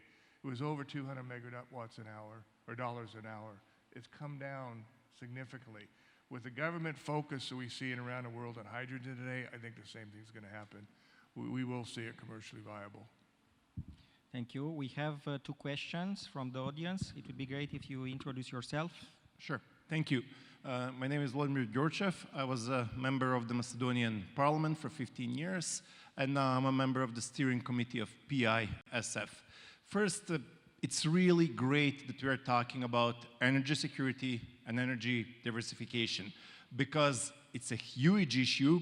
It was maybe a little bit neglected in the last couple of years, but the Russian aggression against Ukraine earlier this year is a huge, huge wake-up call for everyone. My question is for Mr. Cosmin Gita and also for Mr. John Hopkins. My question to Mr. John Hopkins is, sir, how you would make a case for these small nuclear power plants in 1 or 2 minutes to governments? I know it's impossible to wrap up everything in a couple of minutes, but I think you have a great product, and I think you have a great case. And not just, you've mentioned Bulgaria, Romania, a couple of other countries, Poland. I think a lot of European countries can benefit from your product, and I think everyone is going to be after that. So my question is, like, how you can sum it up in a couple of bullet points, in a couple of talking points, the case that you're making. And my question to Mr. Kosmin Gita is, if you can add up on the previous question, but also how do you see the competitive edge? I think they're not competing with the photovoltaic, with the solar energy, but it's obvious that probably we'll need the nuclear energy for foreseeable future. So to those people who are saying, oh, we can just do the solar power and wind power, we don't need the nuclear. What's your reply and the case for nuclear energy? Because it can be safe, it can be clean, it's decarbonized, and many countries in the world are benefiting from that. Thank you. Yeah, having gone through the Nuclear Regulatory Commission, there were a lot of firsts that we had approved to the NRC. As an example, each of these units are independent of one another. So going through and doing 42 months of reviews and spending over $500 million getting through the process, because we had to scale everything up. So as an example, from a safety perspective, we are the only nuclear power plant that does not require that have to be connected to the grid for safety reasons. So what does that mean? That means we could be right next to an end user to help provide ammonia production, process heat, hydrogen as we talked about. And so the other one we had to prove to the NRC, if you think of what happened at Fukushima, it wasn't the earthquake, it was a tsunami that came over and knocked out the backup generation, the diesel generators. I had to prove, or we had to prove to the NRC, based on our safety design, we have absolutely no need for AC or DC power for the plant to self-cool itself down. If you have a 6-module plant or a 12-module plant, initially NRC said for every module you'll need an operator. We were able to prove the NRC, because of our design safety basis, for a 12-module plant, I only need 3 operators. And it's unheard of in the industry. There's a lot of firsts. You know, it's like the first automobile you may have owned to the automobiles today, it's a Tesla or Prius. Technology has advanced significantly. So arguably you could say, had NuScale been deployed in Japan, there would have never been a Fukushima event. But there's a lot of other firsts that's coming in this technology. Now, we have to prove it out. But when I said before, most of the products coming in this simple design is off the shelf. The other thing we can do, we wrote technical papers on how we can complement renewables. If you're talking 25, 30% capacity factors, it either goes on the grid or it's augmented by gas. I can do 3 different ways I could assist what's called load following, working with renewables, so when the wind's not blowing, the sun's not shining, we can provide 24/7 clean energy. For us, so for us, basically, when people are saying why nuclear as opposed to other renewables, I think it's pretty simple, because renewables work only when you have the right conditions, right? So if you don't have sun or wind, then it's not going to work. At the same time, our need for electricity is growing. So for example, if we were to power all of our needs using solar power, I don't think we're going to have enough land, agricultural land, to actually deploy that. Plus, as we're seeing with drought phenomenon around Romania and water problems, more and more, even relying only on hydro. So we need to pull in everything that we can. Nuclear is resilient, is available 24/7, and actually large reactors are very good for bandwidth. And also on the small modular reactors, NuScale technology, they couple very well with renewables. because of the possibility of balancing. The fact that the modularity in the new scale technology allows you to basically create a park. Actually, one of the things that we're evaluating, and we'll have to put it together at the Deutsche site that we've announced that we've recently announced and we're working on right now, is actually if we're gonna couple the production of from a new scale reactor with solar energy. So I don't see them as being mutually exclusive, but actually inclusive. And you have to evaluate your resources, and you'll see the nuclear fits the gap. And the other thing, obviously, that we don't talk about much, is jobs. What I see in the U.S. and around the world, there's a lot of fossil-powered plants coming offline. In the U.S., I'll look at a 200, 300, 400 megawatt coal-powered facility. Many of these facilities are in remote rural locations. They're dependent on 200 plus jobs. They're dependent on the tax revenue coming from that. And once that plant shuts down, those people have to move. So we've been working with the unions in the United States on our ability to go into those facilities and cross-train those same people to run our plant. People think I need 1,500 nuclear engineers. I only need 10 engineers for a 200-person plant facility. And of that, half of them are 2-year degrees. The reason being, maintenance, electrician's an electrician, a pipe fitter's a pipe fitter, same disciplines we need.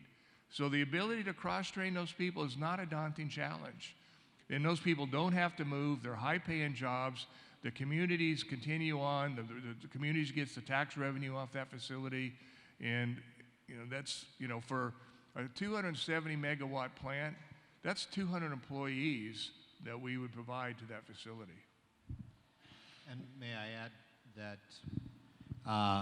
in the construction of facilities locally, there are many opportunities, even if the prime contractor is based ultimately abroad, to bring in many local subcontractors to assist with the construction. Now, if you're the owner, you do have to be careful there as to what extent you're going to be getting involved in the selection of the subcontractors to maintain and obviously focus on issues such as security.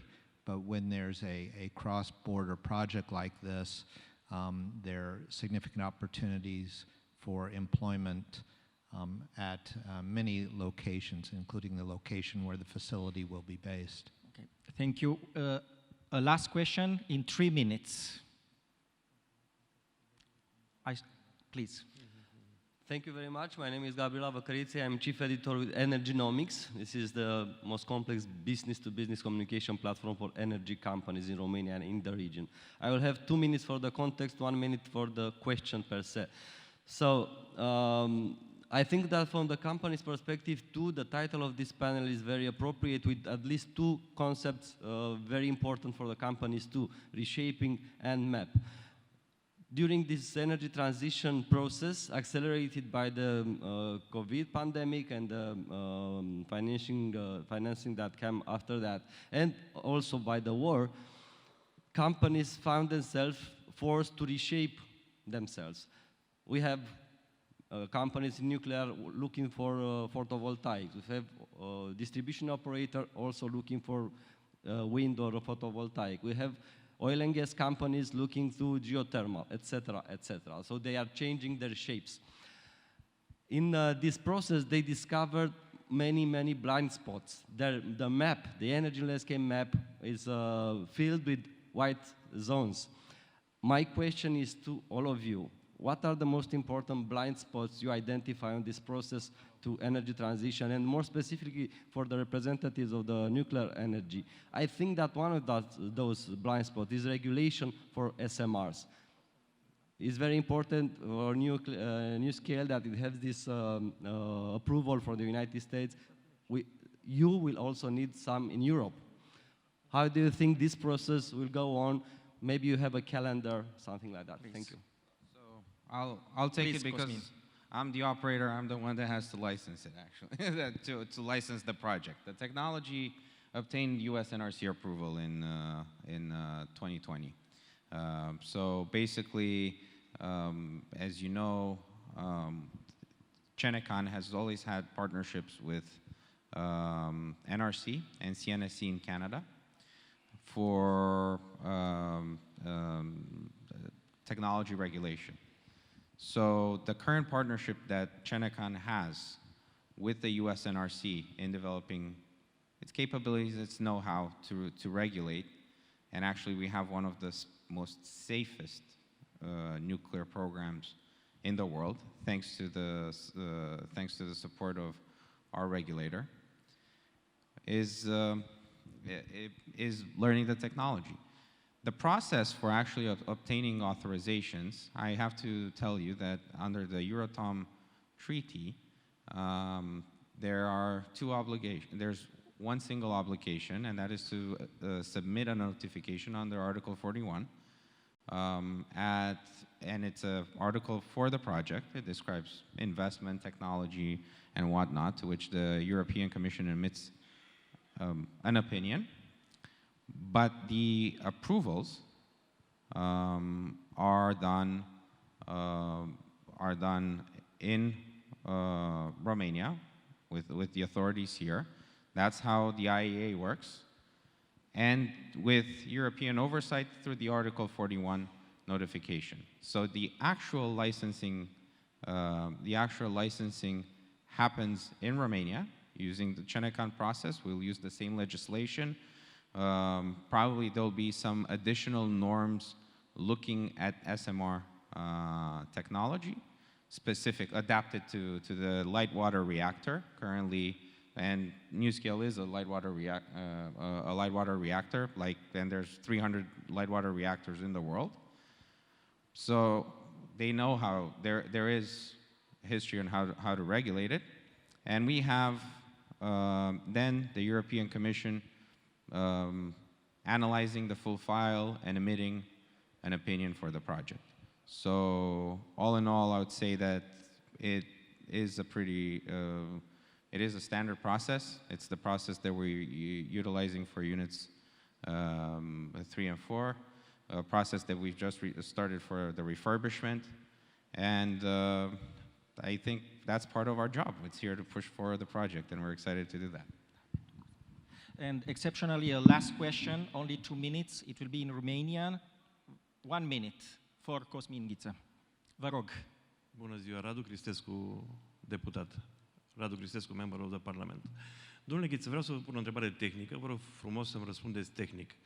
Care este nivelul de radiații comparativ între centrala nucleară de la Cernavodă și un astfel de modul? De câte ori este mai mare nivelul de radiații la un astfel de modul?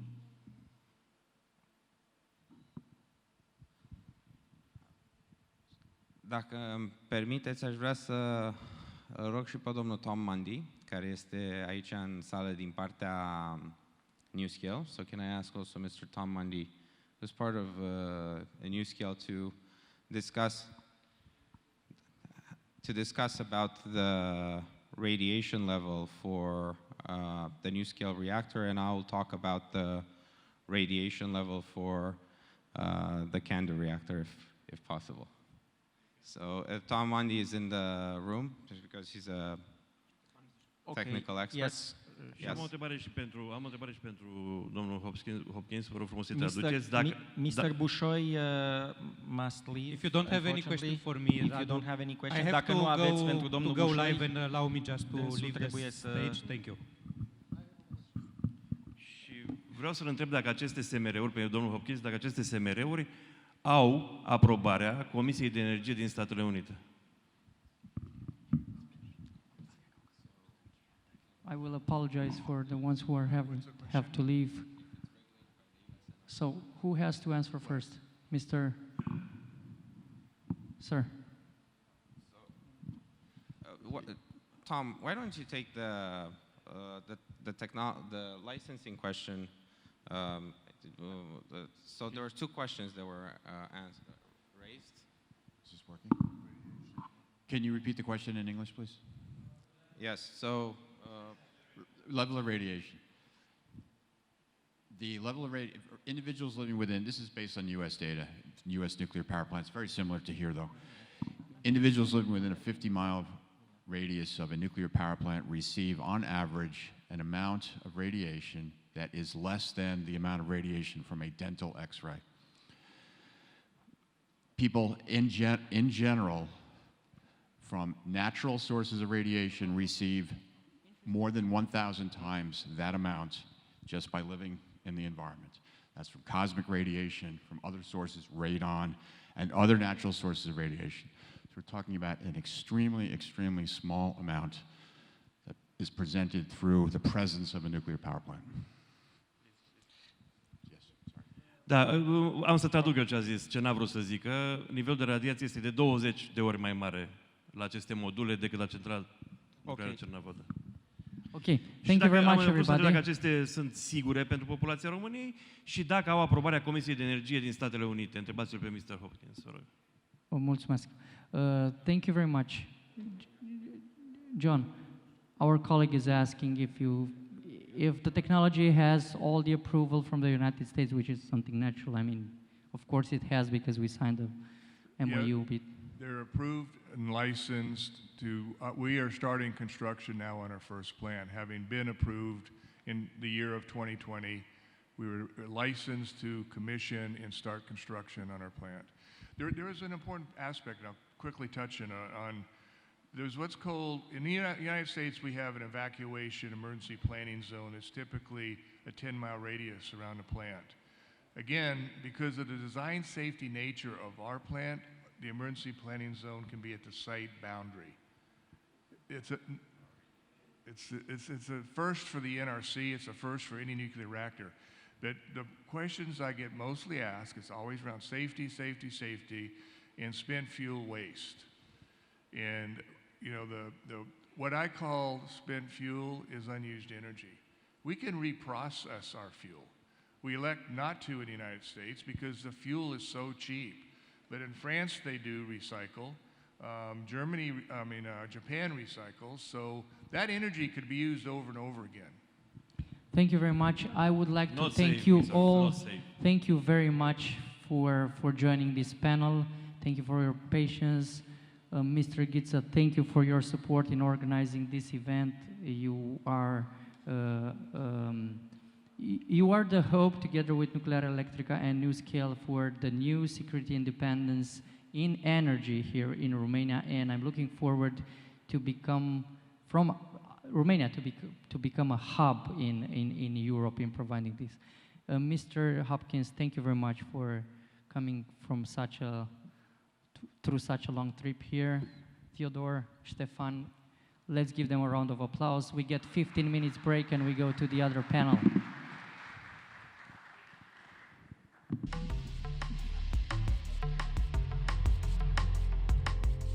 Știați că energia... And the wrap-up session. And everybody...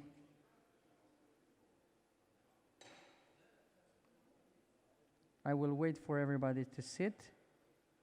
You can already sit. The panelists, they can take their places. Anywhere you want.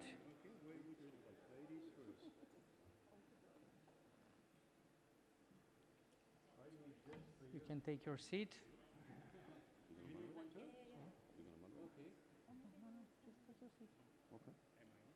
Just take your seat.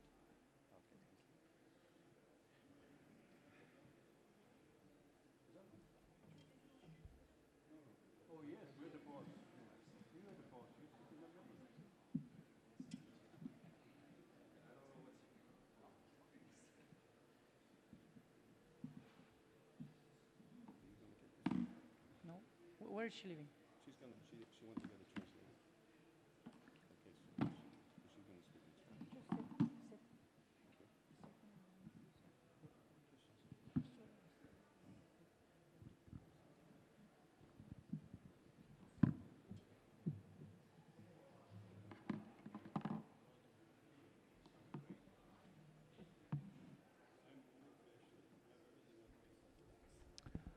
First of all, before I will need a little your attention and silence, please.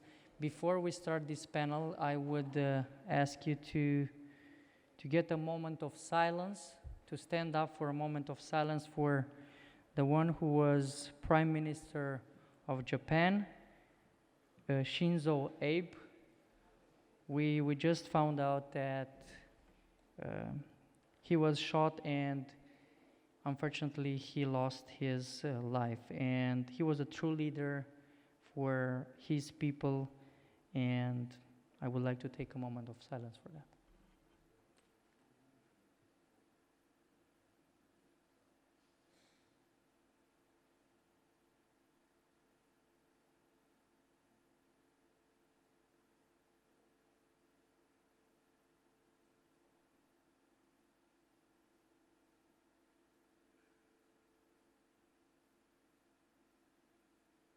Thank you very much.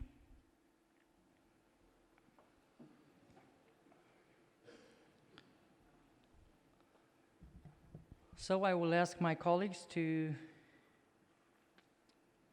start the introduction movie for this panel, and I will do the introduction for the speakers. Thank you very much.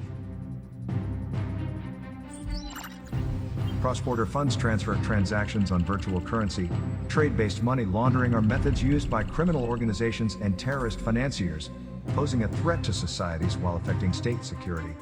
Illegal movements of money or capital should be carefully traced by authorities, and cooperation needs to be enhanced in this direction. In this panel, we will discuss recommendations on preventing criminal financial activity in order to protect our economic infrastructure against predatory investment.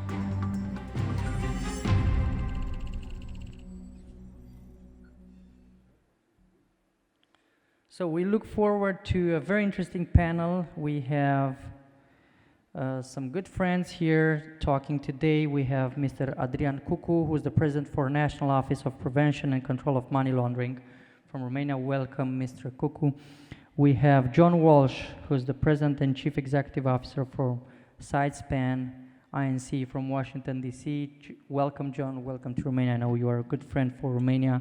We have Silvia Matus, who's the president for Junta de la ACFKC, Capítulo de México. Welcome, Silvia. Silvia will speak in Spanish, so you have to know that if you want to understand her, just grab your translation kit from outside. And I mean, you don't even have to. You just have to raise your hand, and our people will bring it to you, okay? So I'm asking my team to bring translations 4, 5, 6, 10. Look inside and share some translation kits for the participants. The next speaker, another speaker is Andreas Frank from AML CFT advisor for the Bundestag, Council of Europe and the European Parliament. Welcome, Andreas.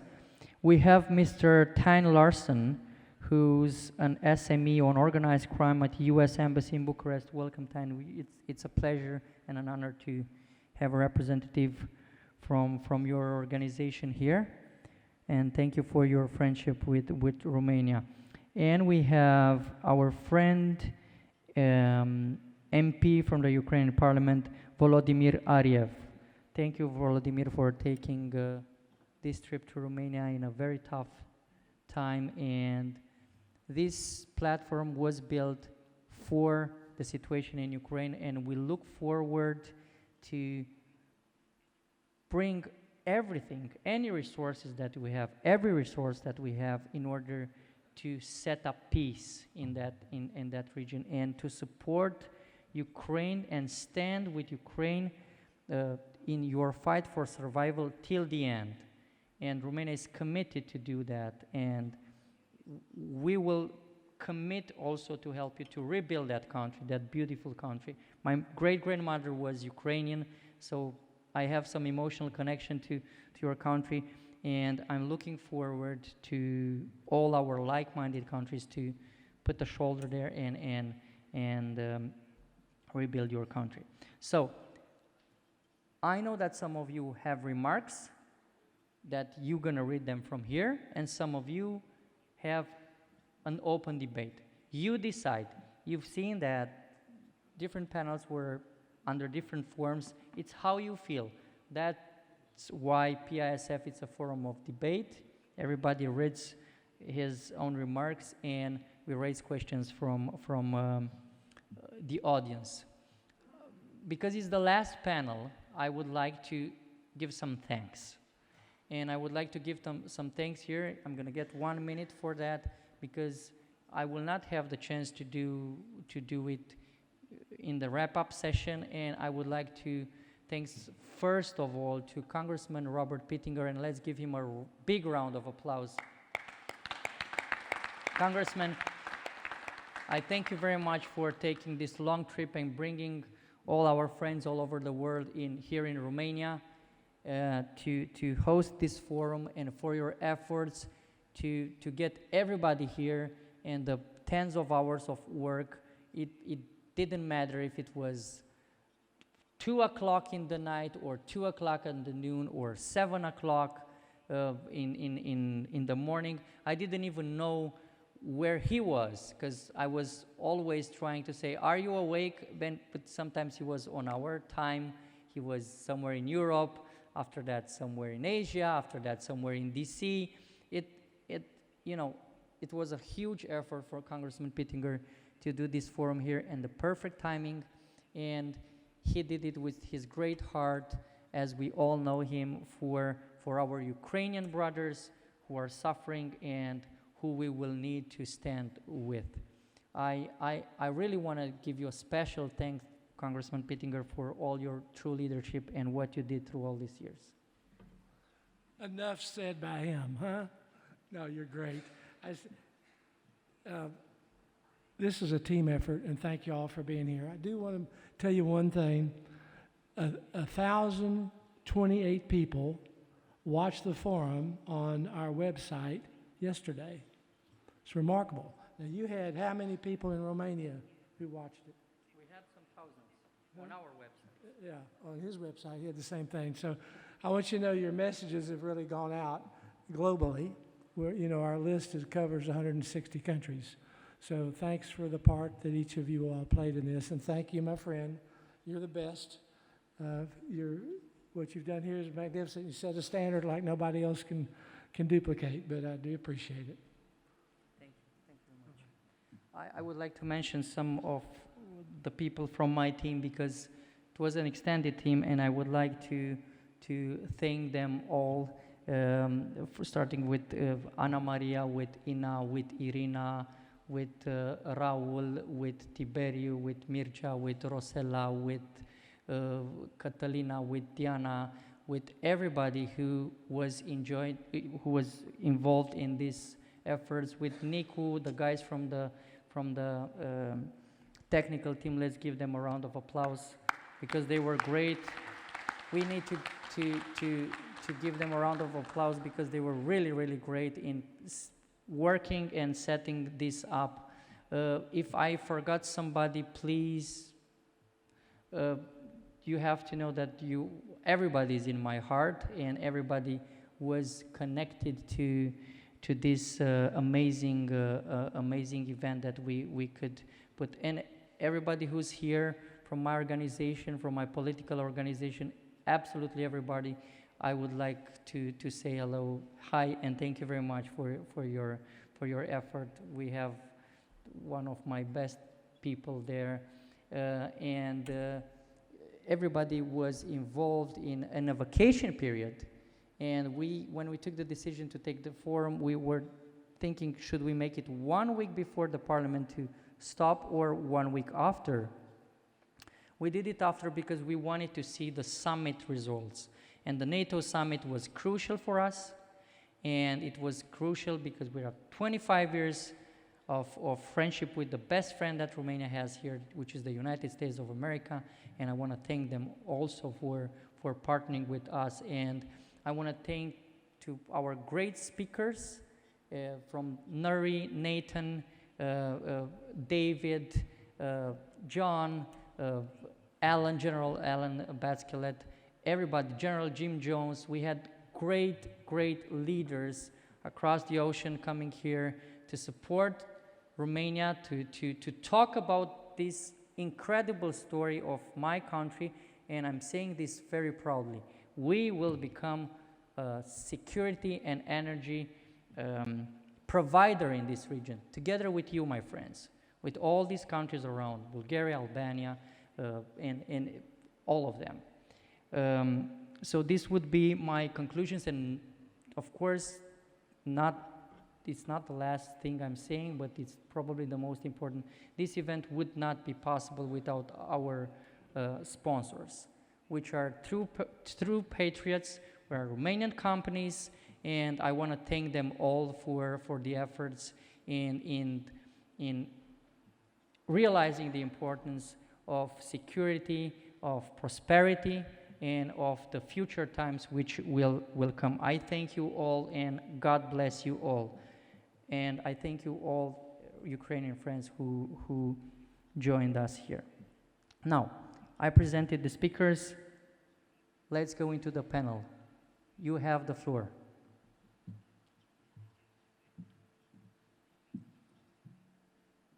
Thank you. I appreciate the time and the opportunity to come to Romania and speak.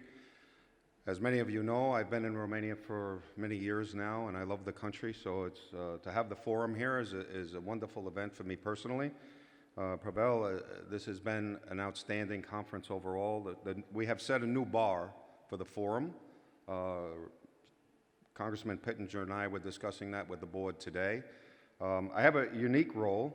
I serve on the board with Congressman Pittenger, and I found it interesting. When I first met Congressman Pittenger, he was my congressman in North Carolina in the United States. And someone asked me to go meet with him and discuss counterterrorism, and I did because he was my congressman.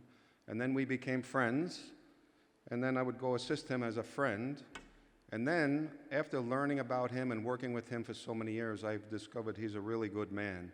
So now I work with him simply because I love him, and his heart is in the right place always, 24 hours a day, 7 days a week. And it's a pleasure to serve on the board and be involved with this at a deeper level. We're talking about illicit money and illicit finance and activity. And I found it interesting. Yesterday we spoke about so many topics, and we always talk about so many topics, but we really didn't talk very much about following the money. So I go to many meetings on this topic, and I'm sure all of my colleagues would agree. Follow the money, and you will find the problem. Sometimes it's that simple. So we want to complicate things. We want to do this, and it's like follow the money, follow the money, follow the money. So it's kind of, I go to meetings sometimes with 20 different people and 30 different people and from different departments, different countries, and everybody talks for 7 or 8 hours. At the end of the meeting, I simply say, follow the money, and I leave. Sometimes it's that simple. But as humans, we always want to be looking at things. But one of the main things that we were talking about is reshaping the global security map. And I'm going to speak with Robert about the neurological warfare, because you really need to have that topic involved if we're going to look at global security maps and what's going on in neurological warfare. And there is ways to use analytical data and money to be looking at neurological warfare and who's conducting it and where. But rather than get into that in depth, what I'm going to do, since it's later in the day and we have a large group here, I'm going to shorten my remarks very quickly. Then perhaps we'll go to my colleague from Romania second. My colleague from the FBI would be wonderful. Then my brother from Ukraine, Andreas, and then Sylvia.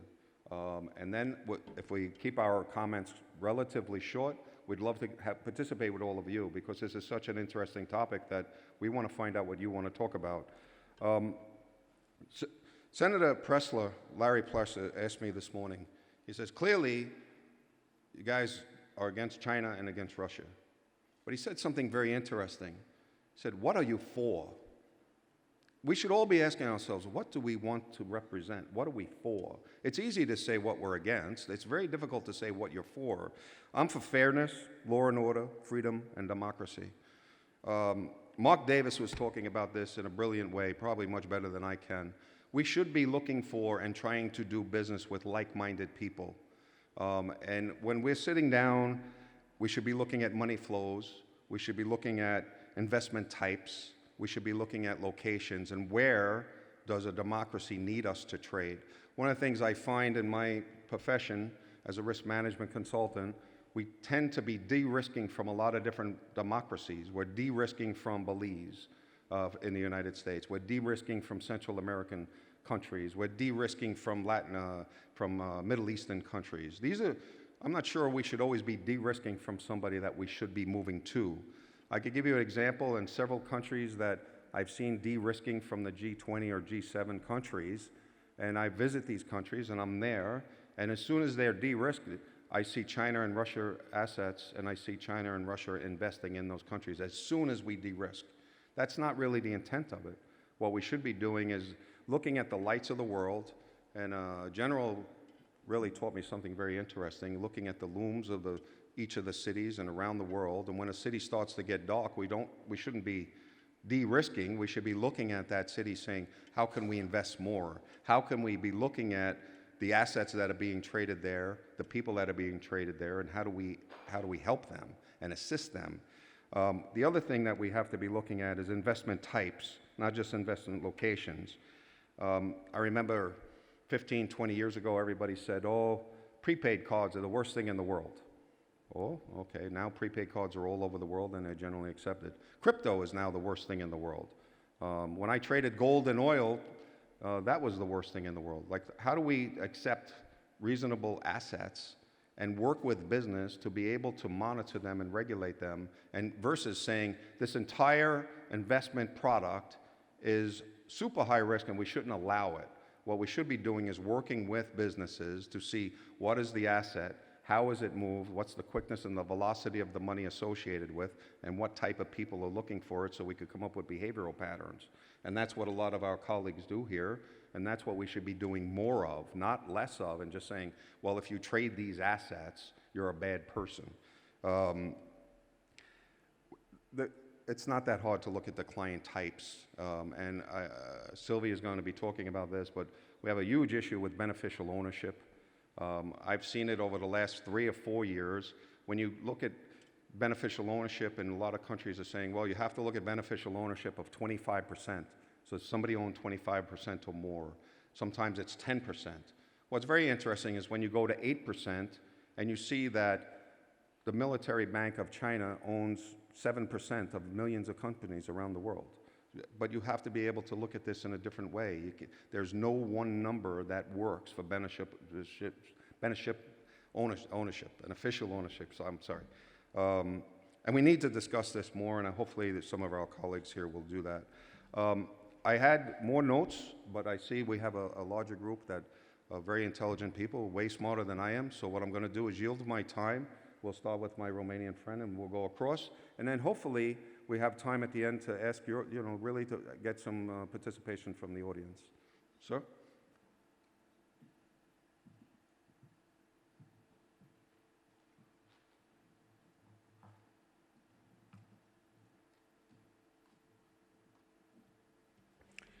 Vă mulțumesc.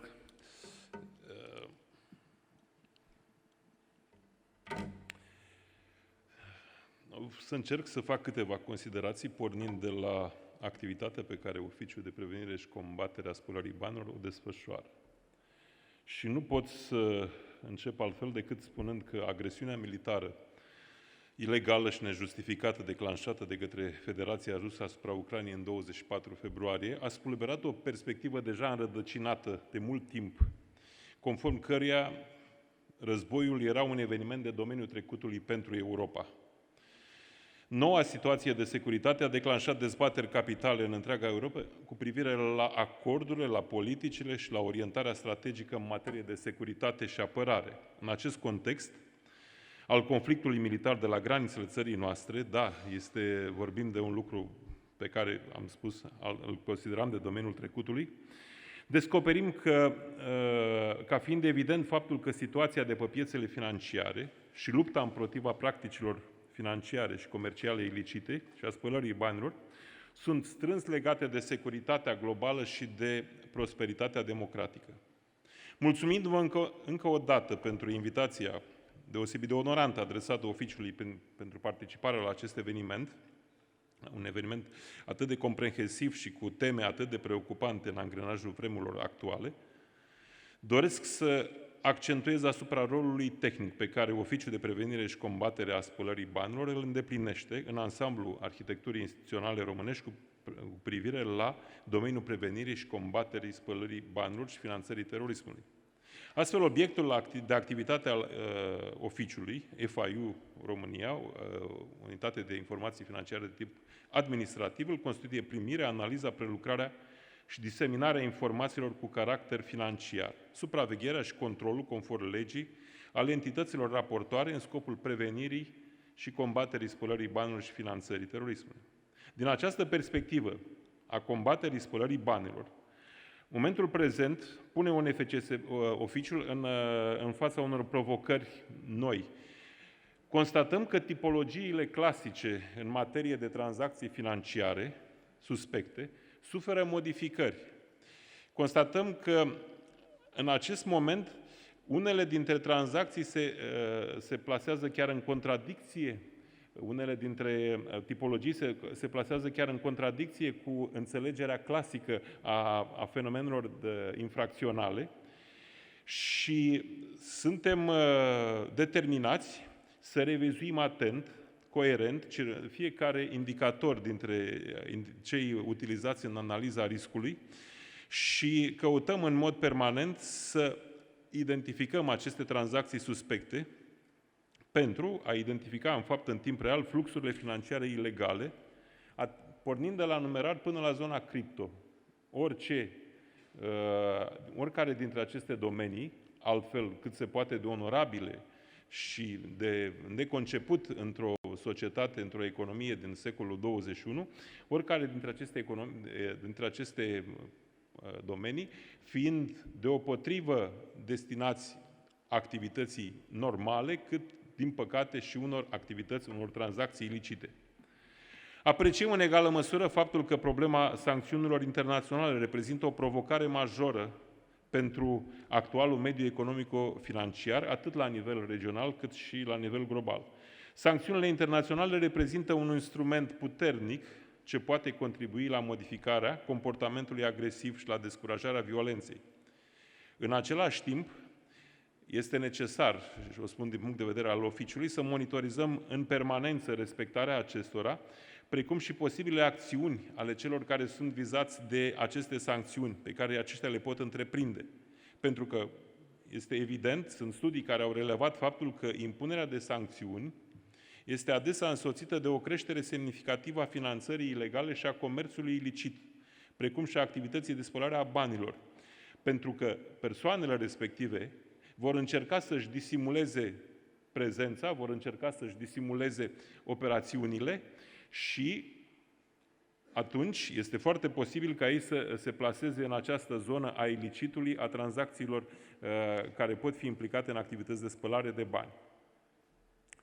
În conformitate cu dispozițiile legale naționale în vigoare astăzi, principalele atribuții ale oficiului în raport cu sancțiunile internaționale obligatorii pentru România sunt să supravegheze punerea în aplicare a acestor sancțiuni pentru anumite categorii de entități raportoare și, de asemenea, să asigure în regim de urgență publicarea prevederilor acestora, a listelor cu persoanele supuse sancțiunilor și, evident, urmărim în permanent ca aceste persoane, entități care sunt supuse sancțiunilor să fie identificate și orice tranzacție care i-ar implica să fie analizată și, după caz, adusă la cunoștința celor în drept să dispună, să acționeze. De asemenea, analiștii financiari ai oficiului care efectuează analiza operațională beneficiază de date și informații permanent actualizate referitoare la persoanele fizice și la companiile rusești în această situație din România, care sunt vizate de sancțiuni și pentru care a fost pusă în aplicare măsura de blocare a conturilor de către autoritatea competentă, mă refer aici la ANAF.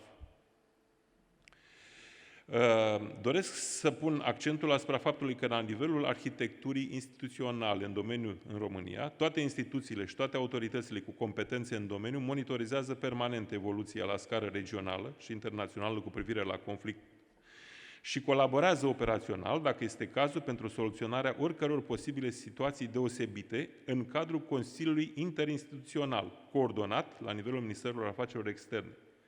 Suplimentar acestui Consiliu Interinstituțional, ce funcționează, așa cum am spus, la Ministerul Afacerilor Externe, prin decizia primului ministru a fost înființat un comitet interministerial pentru aplicarea sancțiunilor internaționale, din care și oficiul face parte, și care are ca principală preocupare stabilirea la nivel național a mecanismelor eficiente pentru asigurarea implementării sancțiunilor internaționale.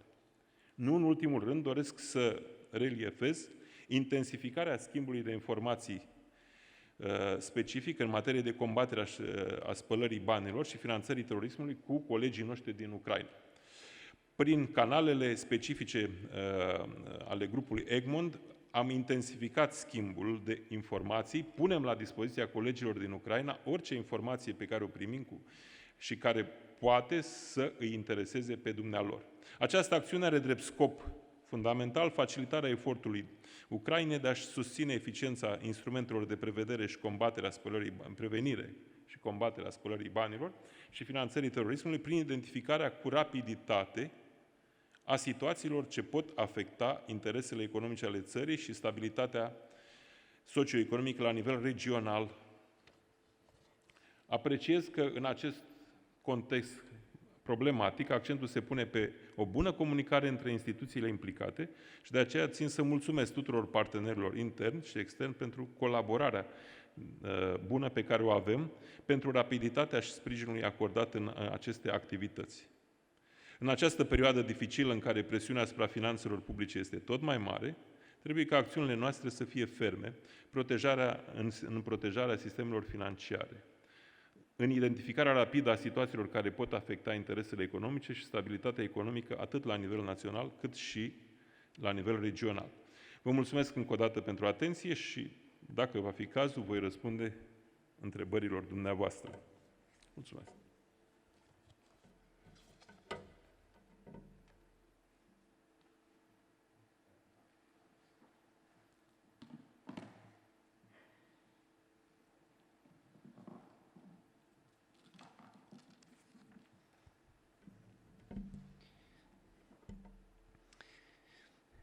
Good afternoon. Thank you, Congressman Pittenger and Minister Popescu, for organizing this forum to discuss important topics about global security. I'd also like to thank the Romanian Parliament for providing this great facility for this meeting. So I am a FBI agent who focuses on organized crime, and I work at the U.S. Embassy in Bucharest with our outstanding partners here in Romania to combat Romanian organized criminal groups. And so my remarks are really going to focus on transnational organized crime, or TOC, and a key part of almost all of those cases is money laundering or illicit finance. And for me, and I'll keep my remarks very brief, but for me, you'll get the law enforcement approach. How does law enforcement, specific and especially the FBI, deal with organized crime and money laundering? Give you kind of an idea. I'll also use some data that the FBI collects from internet crime victims, so you kind of have an idea of the monetary losses caused by organized crime, because it's always hard to put a firm number on that. And then I'll discuss two TOC investigations that the FBI get involved in, so you can just briefly, just so you can kind of see how law enforcement deals with organized crime and illicit finance. So transnational organized crime includes many activities with global impact: drug trafficking, money laundering, human trafficking, alien smuggling, public corruption, weapons trafficking, extortion, kidnapping, exploitation and trafficking of natural resources, theft of cultural property such as art and antiquities, and insurance and healthcare frauds. What have I left out? Not much. But organized criminal groups are doing a broad amount of things. The diversity of these methods and revenue streams link individual TOC networks into functional supply chains, which move contraband and money using multiple organizations and magnify the potential impact of any single TOC network. With its global reach and variety of crimes targeting the United States, TALK is an intelligence and investigative priority of the FBI. The FBI's big picture strategy is to identify, target, disrupt, and dismantle the most significant TALK networks that adversely impact the United States and its partners, as well as the facilitators who enable, mask, and make profitable the criminal activities of TALK groups and actors. While much of the volume of TALK still passes through traditional pathways, technological change is reshaping the manner in which criminals operate, and that's a big understatement. The ongoing evolution in communications has created new cross-border market opportunities and exposed a wider range of society to transnational criminal activity and fostered the growth of crime as a service. Though many illicit activities will continue to involve physical commodities like people, drugs, and guns, many criminals no longer require physical contact with victims, customers, or their associated networks. It's critical for the FBI and our law enforcement partners to exploit new opportunities for infiltrating and targeting TALK networks and stay abreast of the technological developments and analyze how criminals exploit new technology. Since 2000, the FBI has operated the Internet Crime Complaint Center, or IC3. Through IC3, the FBI hosts an online portal, which is at ic3.gov, which provides a central hub to alert the public of internet crime threats and also for victims to report internet crime. Through IC3, the FBI partners with private sector and domestic and international law enforcement agencies to combat crime. The FBI closely analyzes the data collected and makes referrals and, when possible, recovers assets based on these reports. A little bit of background about stats from IC3, focusing on the 2021 report. They do an annual report every year. So since starting up IC3 in 2000, FBI has received approximately 6.5 million complaints. In 2021, IC3 received approximately 850,000 complaints. And the majority are from the US, and the second most common complaining country is from the UK, but after that I think it's about 15% of the complaints come from all different countries spread all over the world. So among these 850,000 complaints, there were potential losses of approximately $6.9 billion that was reported to the FBI in 2021. Business email compromise schemes, ransomware, and the criminal use of cryptocurrency are among the top incidents reported in 2021. IC3 received about 20,000 complaints of business email compromise schemes with approximate losses of $2.4 billion, about 34,000 complaints involving the use of some kind of cryptocurrency with approximate losses of $1.6 billion, and almost 3,800 complaints identified as ransomware with approximate losses of $49 million. The IC3 has a recovery asset team that streamlines communications between FBI and financial institutions. In 2021, this recovery asset team initiated, it's called the Financial Fraud Kill Chain, for approximately 1,700 BEC complaints. And this is involving US domestic transactions totaling about 443 million. And a hold was placed on about 329 million of those transactions, which is a 75% success rate. I don't have the stats for international transactions, but I know the success rate is much lower, which illustrates one of the problems we have with illicit. Your sister is hand in hand with us, and we will see together in the big Europe. Please give us the movie, and we start the wrap-up session. Мною принято решение о проведении специальной военной операции.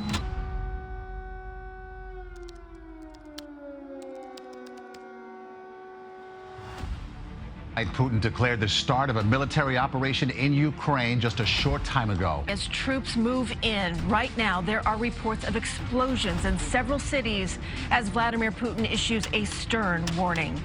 This could be a long and difficult battle, but the American people will be steadfast in our support of the people of Ukraine in the face of Putin's immoral, unethical attacks on civilian populations. Ukraine's cybersecurity authority says the cyber conflict with Russia is unprecedented, describing it as the world's first hybrid war. Putin's latest attack on Ukraine was premeditated and totally unprovoked. Emergency is growing at an alarming rate. More than 2 million people fleeing Ukraine in less than 2 weeks. There is no doubt that Ukrainians in need can count on the Romanian people and government for as long as they need. Romanians have given such a moving example to the world. You are a shining example of European solidarity, and I really want to commend and thank you for that. Dans cette épreuve, la France se tient aux côtés de l'Ukraine. Leur liberté est la nôtre. He thought the West and NATO wouldn't respond. He thought he could divide us at home, in this chamber, in this nation. He thought he could divide us in Europe as well. But Putin was wrong. President Biden today signing a bipartisan $40 billion military and humanitarian aid package into law. We are resolved to continue imposing massive costs on Russia. And I'm pleased to announce that we now have an agreement that paves the way for Finland and Sweden to join NATO. It's about Ukrainian democracy against Putin's tyranny, is why Ukraine must win. We are ready. We are united, and that's what we did. We stayed united.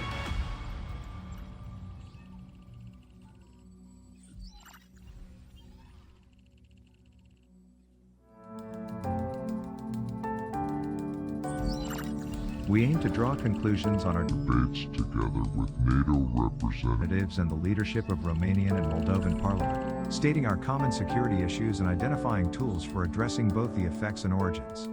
A series of take-home messages will be presented.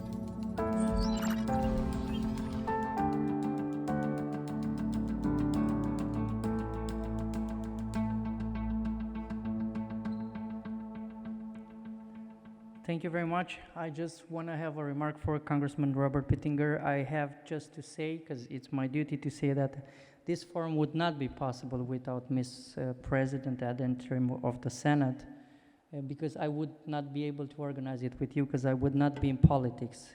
She was the one who paved the road for me in politics. So thank you, Ms. President, and you may have the floor. Mulțumesc mult, Pavel. Dați-mi voie, domnule președinte, domnule consilier, stimați colegi, dragi invitați, să mulțumesc în numele Senatului, organizatorilor, să-i mulțumesc lui Pavel în mod special pentru timpul și efortul dedicat acestui forum. Faptul că astăzi putem avea acest dialog convergent la nivel național, la nivel european și transatlantic despre rațiunile și preocupările de securitate, face din această inițiativă un bun prilej de a reafirma buna cooperare în vederea condamnării agresiunii premeditate, nejustificate, neprovocate a Federației Ruse asupra Ucrainei. Iar această cooperare, și vedeți prezența din fiecare panel, se vede zilnic. O să vă dau un exemplu. Ieri Senatul României a primit scrisoarea din partea președintelui României, Klaus Iohannis, prin care propune Parlamentului să aprobe constituirea grupului de luptă aliat pe teritoriul României sub conducerea Franței și, evident, Parlamentul României va da curs foarte repede acestei solicitări. Vă dau acest exemplu pentru că el reflectă deopotrivă cooperarea dintre România și țările aliate în aceste vremuri complicate, dar și cooperarea între instituții în vremuri dificile. Tot un exemplu de cooperare foarte bună în această perioadă între statele democratice aliate este dat de finalizarea recentă a interconectorului de gaze între Grecia și Bulgaria, foarte important pentru aprovizionarea cu gaze a României și se va putea asigura astfel aprovizionarea cu gaze a partenerilor estici, Republica Moldova și Ucraina. Însă, chiar dacă avem exemple de bună cooperare, trebuie să fim în alertă. I-am auzit pe toți vorbitorii și de ieri și de astăzi spunând că trebuie să fim vigilenți. Sunt de acord cu acest lucru. Invazia rusă în Ucraina, ilegală și imorală, spun acest lucru și o subliniez de câte ori am ocazia, este dublată de încercări de a promova în tot spațiul public discursuri care divizează, propagandă care irită, de natură să genereze sentimente anti-europene. De aceea va trebui să fim foarte atenți și să facem eforturi pentru a lupta împotriva acestor constante dezinformări venite de la ruși. Doamnelor și domnilor, atunci când va fi scrisă istoria, se va confirma că democrația a fost întărită în această perioadă. Cei care au dorit ca libertatea și democrația să dea înapoi vor pierde, iar în scurt timp vor mai fi. La nivel regional, consolidarea democratică este în curs și credeți-mă că vom fi impresionați dacă ne uităm, de exemplu, la evoluția statutului femeilor în societate. În ultimii ani, ele au jucat un rol tot mai important în schimbarea mentalităților, în schimbarea societăților, prezența lor tot mai activă în dezbaterile publice, inclusiv în cele legate de partea de securitate, aduce multe elemente de progres. Fiecare încercare prin care am trecut a arătat cât de importante sunt realizările femeilor, indiferent de domeniul în care activează. Dar în ultima perioadă nu uitați de confruntarea cu pandemia, care a căzut în principal pe umerii lor, efortul de a combate criza umanitară din Ucraina, în care numărul enorm de femei voluntari a venit în întâmpinarea refugiaților, care și ei, la rândul lor, erau 90% tot femei sau copii. Și la fel, să nu uităm și femeile lider, care au un rol esențial în schimbările politice, în demararea unor reforme democratice, iar acest fapt este extrem de vizibil și îmi îndrept privirea către prietenul nostru, domnul președinte al Parlamentului Moldovei, Grosu, pentru că în Republica Moldova acum putem vorbi despre un leadership în mare parte constituit din femei. Vreau să vă spun că am participat recent la Chișinău la lansarea platformei femeilor deputate din Parlamentul Republicii Moldova, un eveniment care a relevat încă o dată deschiderea Republicii Moldova către valori europene, pentru a fi eficiente, capabile, să asigure prosperitate și durabilitate. Am un mesaj către toate parlamentele din lumea asta, inclusiv către cel al României, și anume acela că toate parlamentele trebuie să fie mai inclusive, trebuie să fie mai sensibile la criterii de gen, mai ales în vremuri în care toată populația țării trebuie să se simtă implicată și reprezentată în decizii. Iar dacă vorbim de România, o să vă dau o informație: peste 50% din populație înseamnă femei. Și vă pot spune în premieră, și vă mulțumesc, doamnă, pentru aprecieri, vă pot spune în premieră că lucrăm în Senatul României și sper eu că și în Camera Deputaților pentru a lansa în Parlamentul României în această toamnă cândva o platformă a femeilor parlamentari, pentru că știu un lucru: doar împreună putem să depășim aceste vremuri foarte complicate. După cum știți, România a fost unul dintre cei mai deschiși susținători ai agendei europene a Republicii Moldova și a Ucrainei. Motiv pentru care și astăzi, de la această tribună, de la acest microfon, vă spun ferm că sprijinim pe deplin parcursul lor european și, evident, ne propunem să asigurăm asistență și expertiză și să împărtășim bunele practici parlamentare și nu numai, în atingerea standardelor europene pe care trebuie să le bifeze. De asemenea, vă asigur și pe această cale că susținem eforturile de redresare și reconstrucție ale Ucrainei. Decizia UE privind invitarea Ucrainei și a Moldovei, precum și decizia NATO privind invitarea Finlandei și a Suediei, sunt elemente care întăresc deopotrivă edificiul democratic de pe continentul nostru, pe care noi le-am dorit și le-am privit cu foarte mare încredere. România se va apleca cu prioritate asupra proiectului de extindere NATO. Senatul va fi, într-un interval de timp scurt, cameră decizională în ceea ce privește ratificarea aderării celor două țări nordice potrivit prevederilor noastre constituționale. Stimați invitați, succesul extinderii Uniunii Europene este crucial pentru continentul nostru. Avem o experiență istorică privind importanța integrării europene și euroatlantice pentru evoluția democratică a României și a Europei Centrale. Să nu uităm că pe data de 11 iulie, adică peste câteva zile practic, se vor împlini 25 de ani de la momentul la care președintele Clinton, alături de președintele României de la acea vreme, Emil Constantinescu, a anunțat la București, în Piața Universității, un loc simbolic pentru Revoluția anticomunistă din 1989, lansarea parteneriatului strategic dintre Statele Unite ale Americii și România.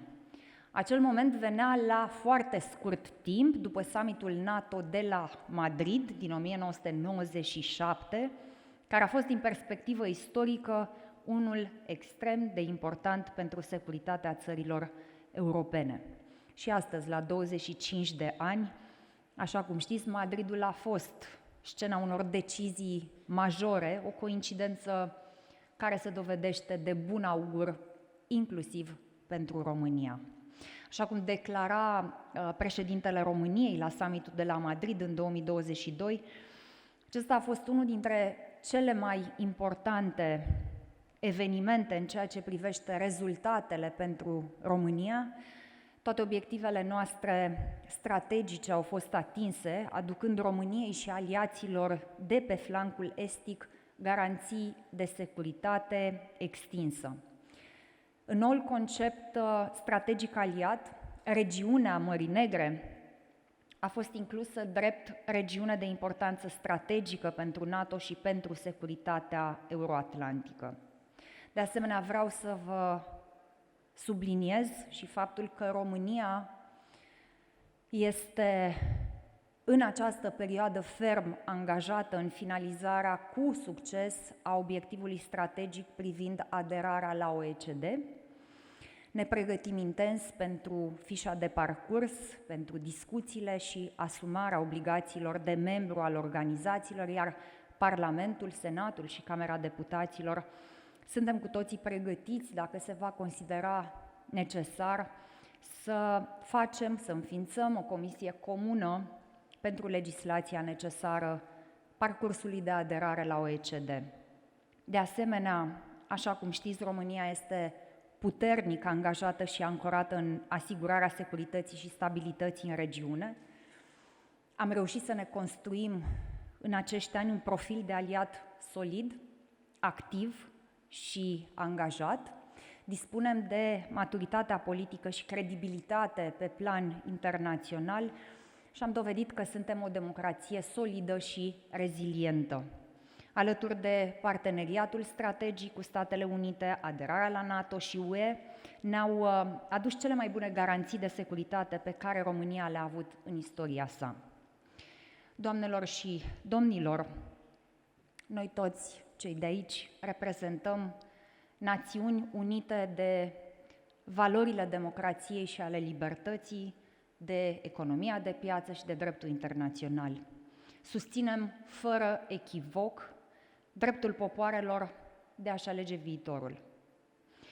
Toate aceste principii trebuie apărate, indiferent cât de mare este efortul pe care trebuie să-l dedicăm acestor procese. Și, practic, aici văd cea mai înaltă semnificație a reuniunii de la București din aceste zile.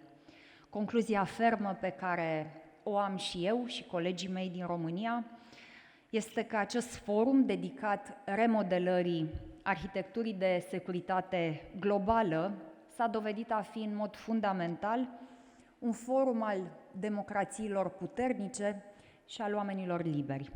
Vă mulțumesc pentru atenție.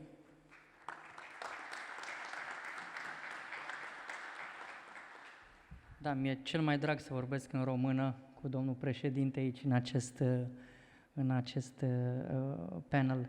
Doamna președintă, trebuie să vă spun cu mândrie că pe această scenă și în aceste paneluri și la acest pupitru au vorbit foarte multe colege în aceste 2 zile și din toate părțile lumii.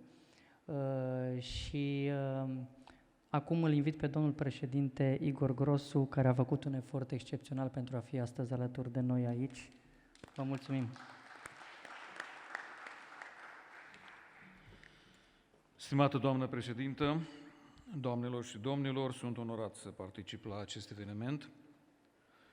Pe 24 februarie, tancurile rusești au invadat Ucraina.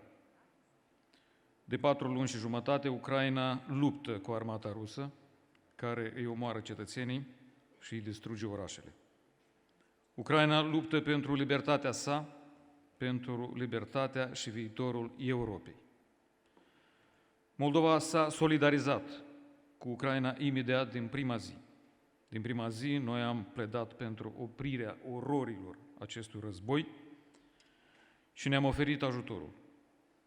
Moldova găzduiește 10.000 de refugiați ucraineni, în continuare oferindu-le casă și masă. Războiul a aruncat întreaga regiune în incertitudine și ne-a amintit un lucru important. Libertatea trebuie apărată.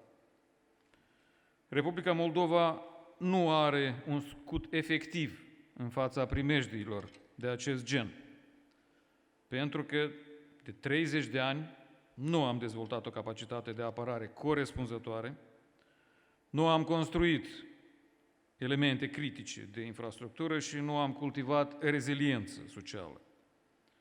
O armată puternică și bine echipată oferă țării libertatea de acțiune, încredere în forțele proprii și opțiuni strategice.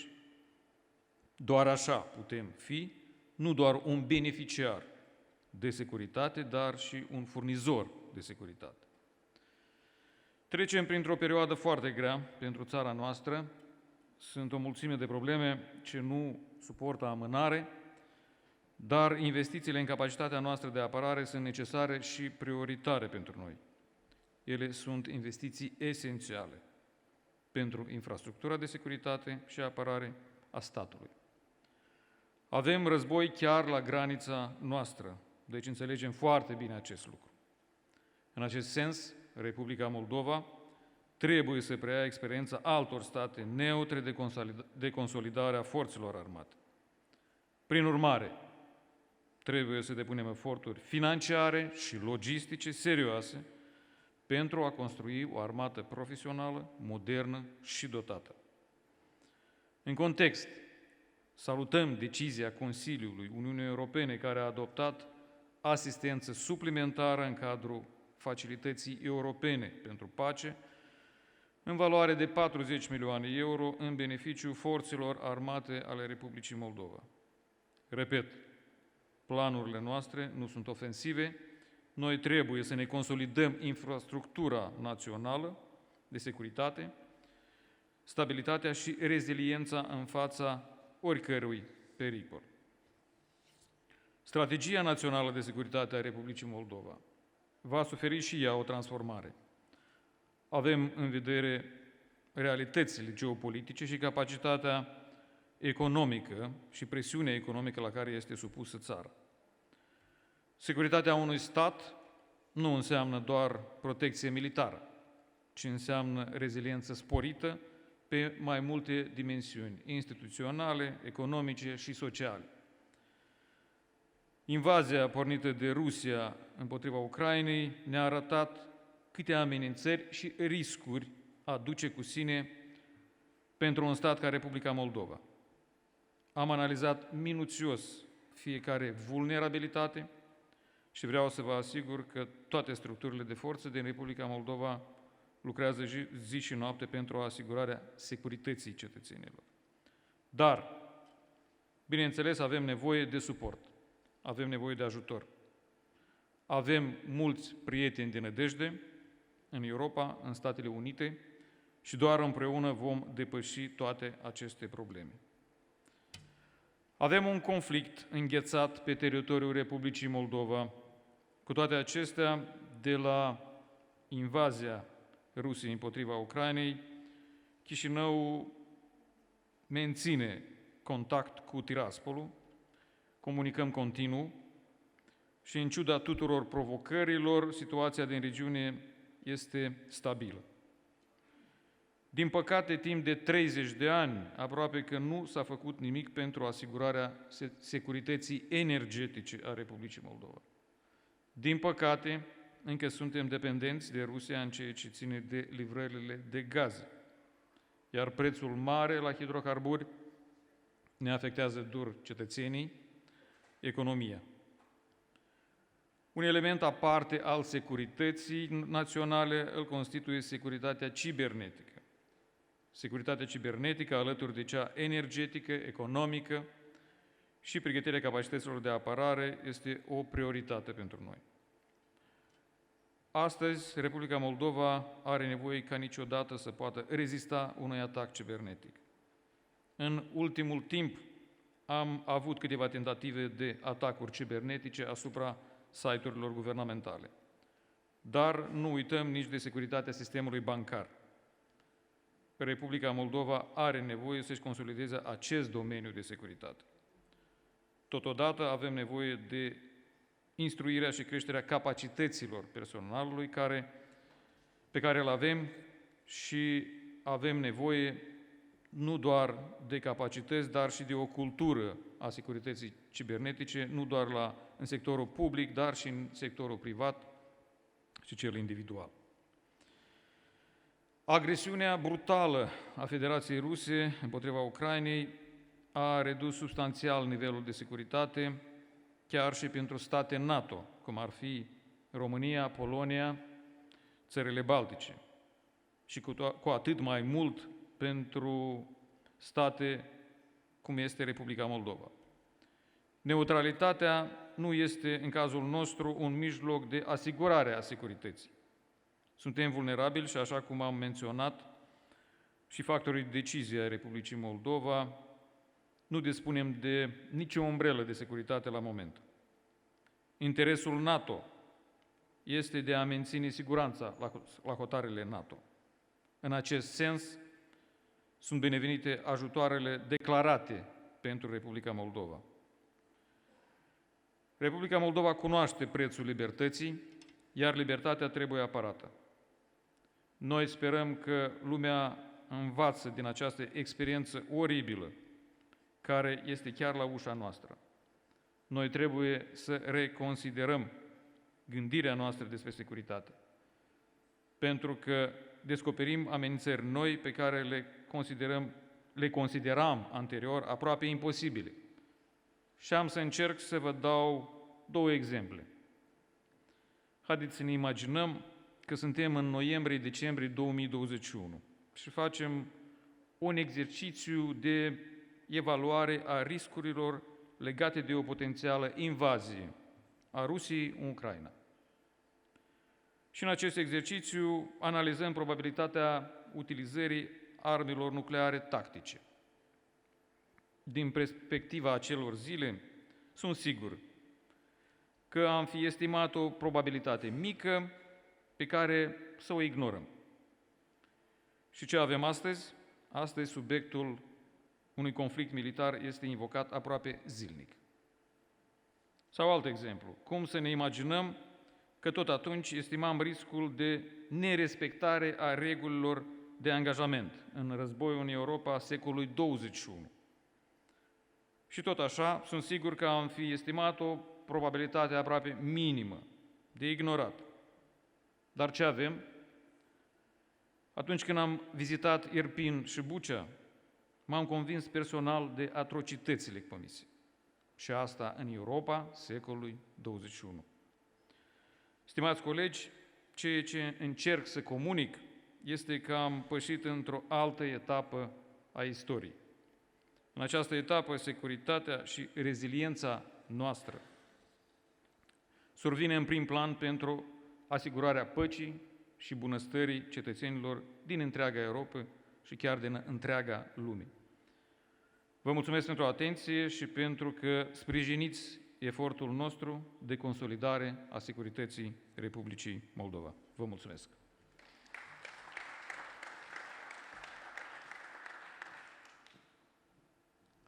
Și noi vă mulțumim, domnule președinte, și aveți garanția că România va fi cel mai fidel partener și cel mai credincios partener în drumul dumneavoastră spre Europa. Îl invit acum pe domnul Iulian Chifu să își susțină alocuțiunea. Știu că vă grăbiți și ne pare rău pentru această situație și transmiteți salutările noastre domnului prim-ministru. Vă mulțumesc foarte mult, doamna președintă a Senatului României, domnule președinte al Parlamentului Republicii Moldova. Încep prin a felicita pe organizatori. Este foarte important că asemenea reuniuni se întâmplă și se întâmplă în România. În ceea ce privește alocuțiunea mea, am să mă refer evident în primul rând la subiectul, la tema de astăzi, adică agresiunea militară armată a Federației Ruse în Ucraina. Pentru că, iată, într-adevăr, problemele păcii și ale războiului au revenit pe tărâm european într-o formă extrem de accentuată, pentru că avem în același timp un război de agresiune, un război de uzură, un război de distrugere, un război de vindicativ, i-aș spune eu, de răzbunare. Un război care nu are nimic de a face cu regulile secolului 21, nu are nimic de a face cu eliminarea țintită a unor obiective de natură militară, ci are de a face cu distrugerea totală, aneantizarea, aplatizarea unei întregi civilizații și a unor orașe, a unor sate, a unei întregi regiuni, doar pentru faptul că nu poate fi ocupată sau pentru că cel de lângă mine, vecinul meu, nu vrea să respecte voința mea pe care vreau să o impun cu forța. Un lucru însă este foarte important dincolo de acest război și pentru că vorbim despre evoluția lumii. Unitatea Occidentului, unitatea lumii democratice în acest caz, care a fost fără niciun cusur în ceea ce privește susținerea Ucrainei. Și a fost făcută natural, iar la această susținere, la această reziliență societală au participat cetățeni simpli, societatea civilă, organizații, instituții ale statului și am văzut acest lucru începând din 24 februarie, ca să nu spunem chiar din zilele premergătoare, când valurile de refugiați au venit inclusiv aici în România. Un alt lucru foarte important este faptul că Ucraina a demonstrat același tip de reziliență în care întreaga societate, fiecare cetățean a participat la apărarea teritoriului și a statului pe care l-au creat și mai ales au demonstrat că avem de a face cu o națiune născută și că ea este pe deplin integrată, a integrat pe deplin și minoritățile. Nu altfel am putea să explicăm de ce, iată, la Harkiv, deja apărarea este făcută de o populație de peste 90% cetățeni etnici ruși care se luptă împotriva unei armate ruse, că în zona de ocupație de sud, la Kherson sau în regiunea Zaporozhe, în orașe majoritar locuite de etnici ruși, ies în stradă cu steaguri ucrainene și cer armatei ruse să plece acasă.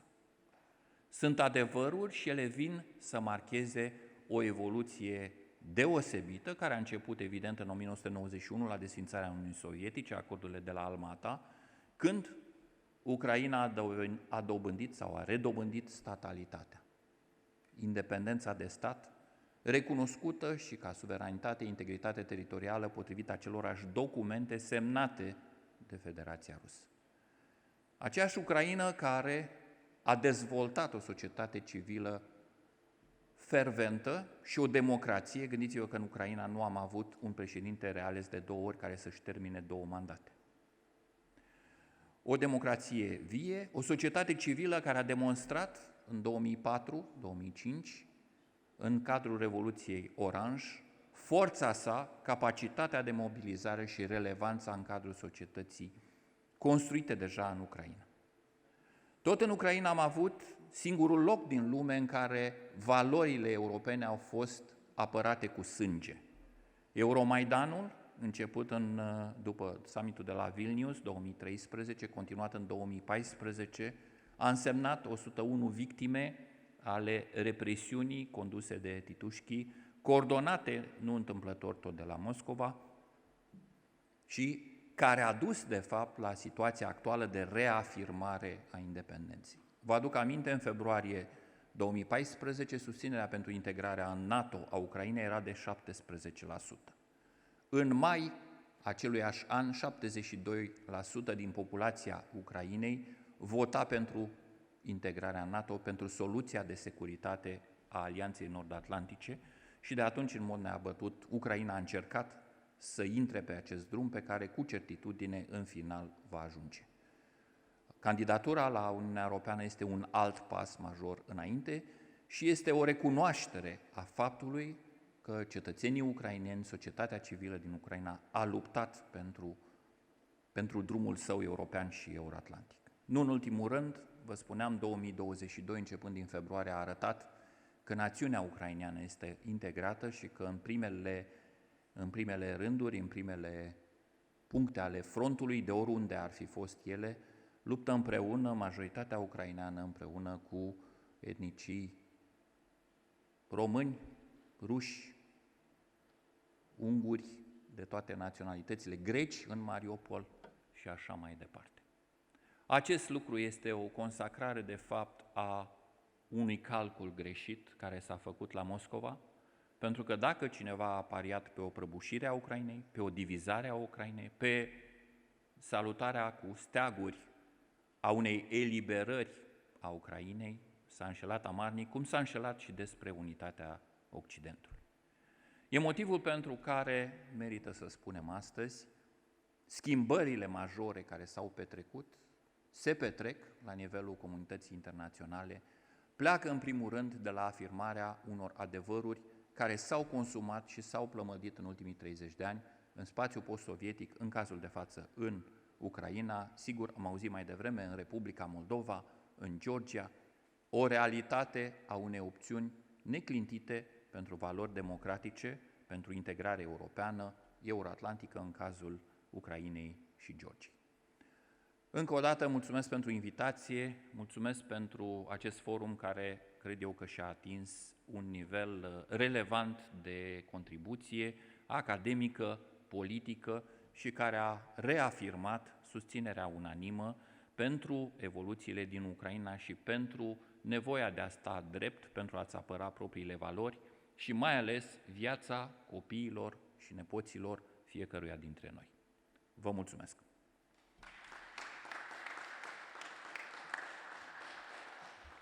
Vă mulțumim și noi și vă mulțumim și pentru sprijinul pe care ne l-ați oferit pentru organizarea acestui forum, în special pe tot ceea ce înseamnă relația cu prietenii noștri ucrainieni. Am să schimb în engleză, pentru că în online va trebui să se audă în engleză. Mr. Ambassador, we are live with His Excellency Dan Niculescu, who is a permanent representative of Romania at NATO. Thank you for joining us from Brussels.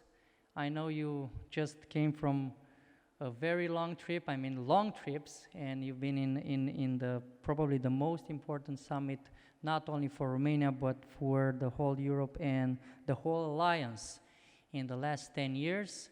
We would like to hear your remarks on the decisions, that historical decisions, I would say, that were taken in Madrid some days ago, and please tell us what you believe that it will happen, it has to happen, and what do we have to do from now? I know that through our strategic partnership and friendship for 25 years with United States of America, we've been blessed with this new announcement, and through President Klaus Iohannis' work and your efforts as a team, we reached to something absolutely amazing. Please. Thank you very much, Mr. Pavel Popescu, and thank you for the invitation. I would like also to congratulate you for this important forum in Bucharest, and I know you've been after 2 days of long discussions. I will not add too much to it. I would just simply want to say a few words about the summit we have just finished in Madrid. and about the aftermath of the summit, and the importance not only for Romania and for Ukraine, but for the whole Eastern flank and the whole of the alliance. So indeed, it was a historic and transformative summit, but I would like to point only three aspects, which I think are very relevant, not only for Romania again, but for the region itself. First, we have adopted at this important summit this strategic concept of alliance. The strategic concept, which is basically a programmatic document for the next 10 years. So basically, its value will hold 10 more years from now. What is important to mention about this new strategic concept? First of all, as Romania have pleaded for, it has a realistic approach of the security environment. It does not reflect an aspirational aspect, which simply talk in this concept about exactly what is happening to the European security right now.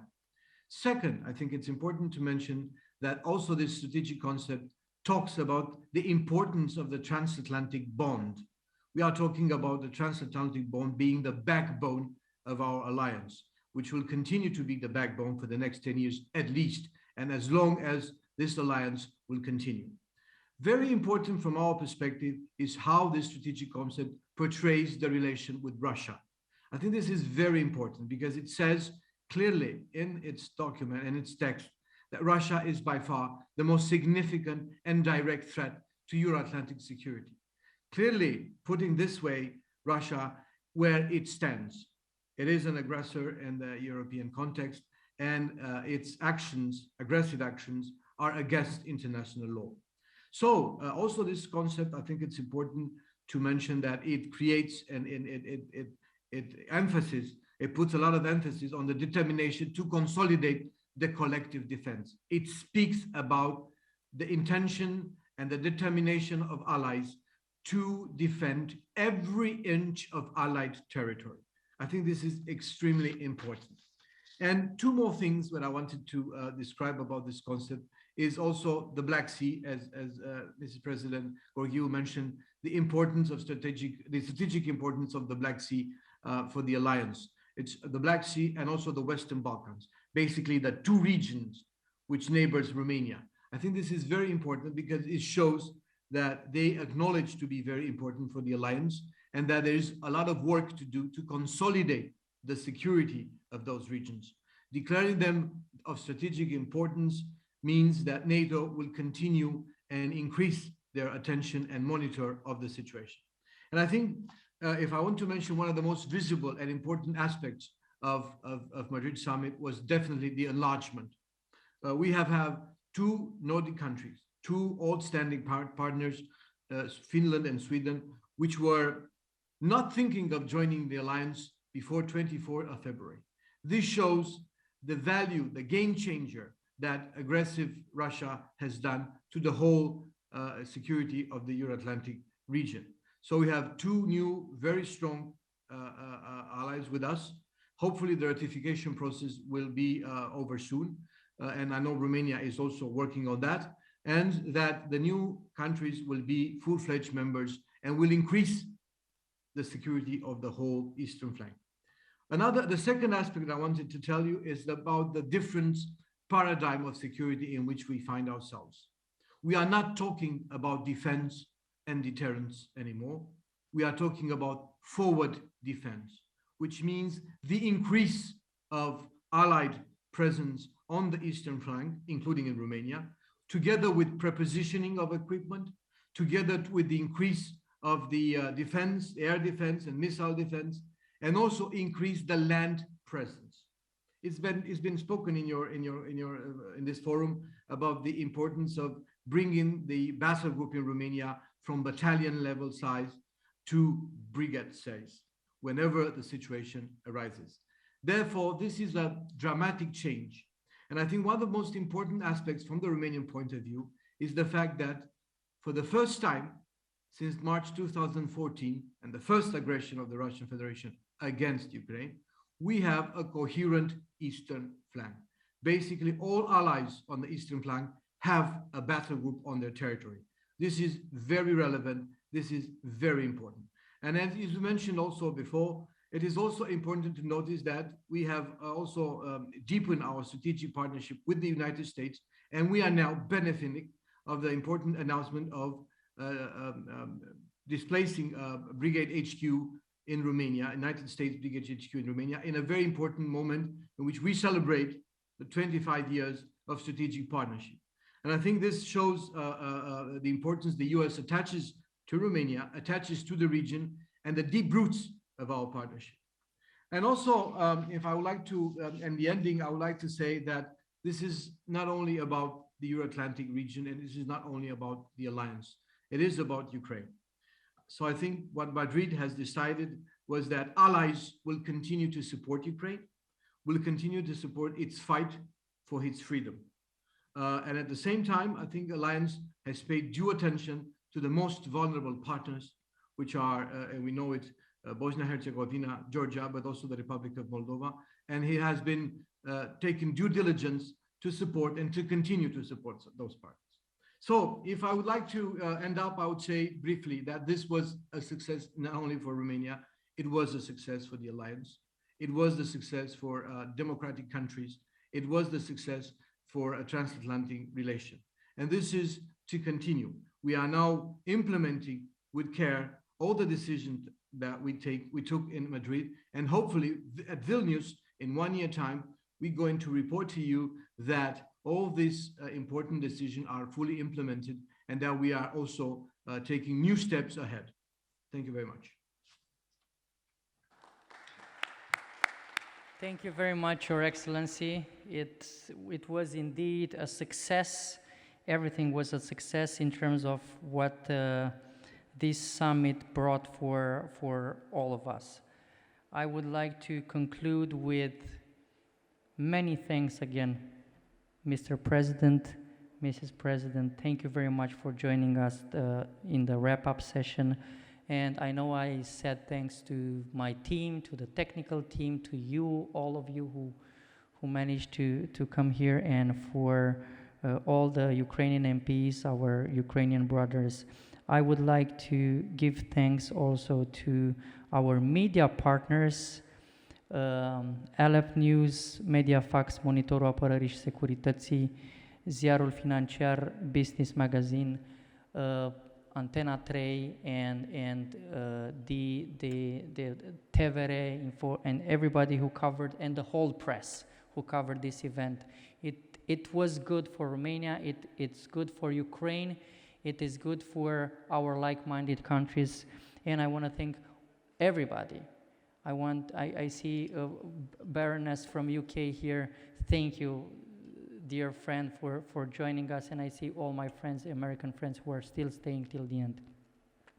I wish you all a great trip home, and I would like to conclude with three things.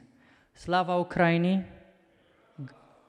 God bless America, and trăiască România împreună cu Moldova în Europa.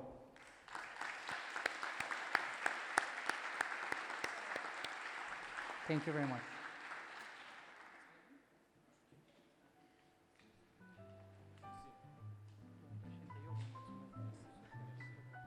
Subiecte foarte actuale.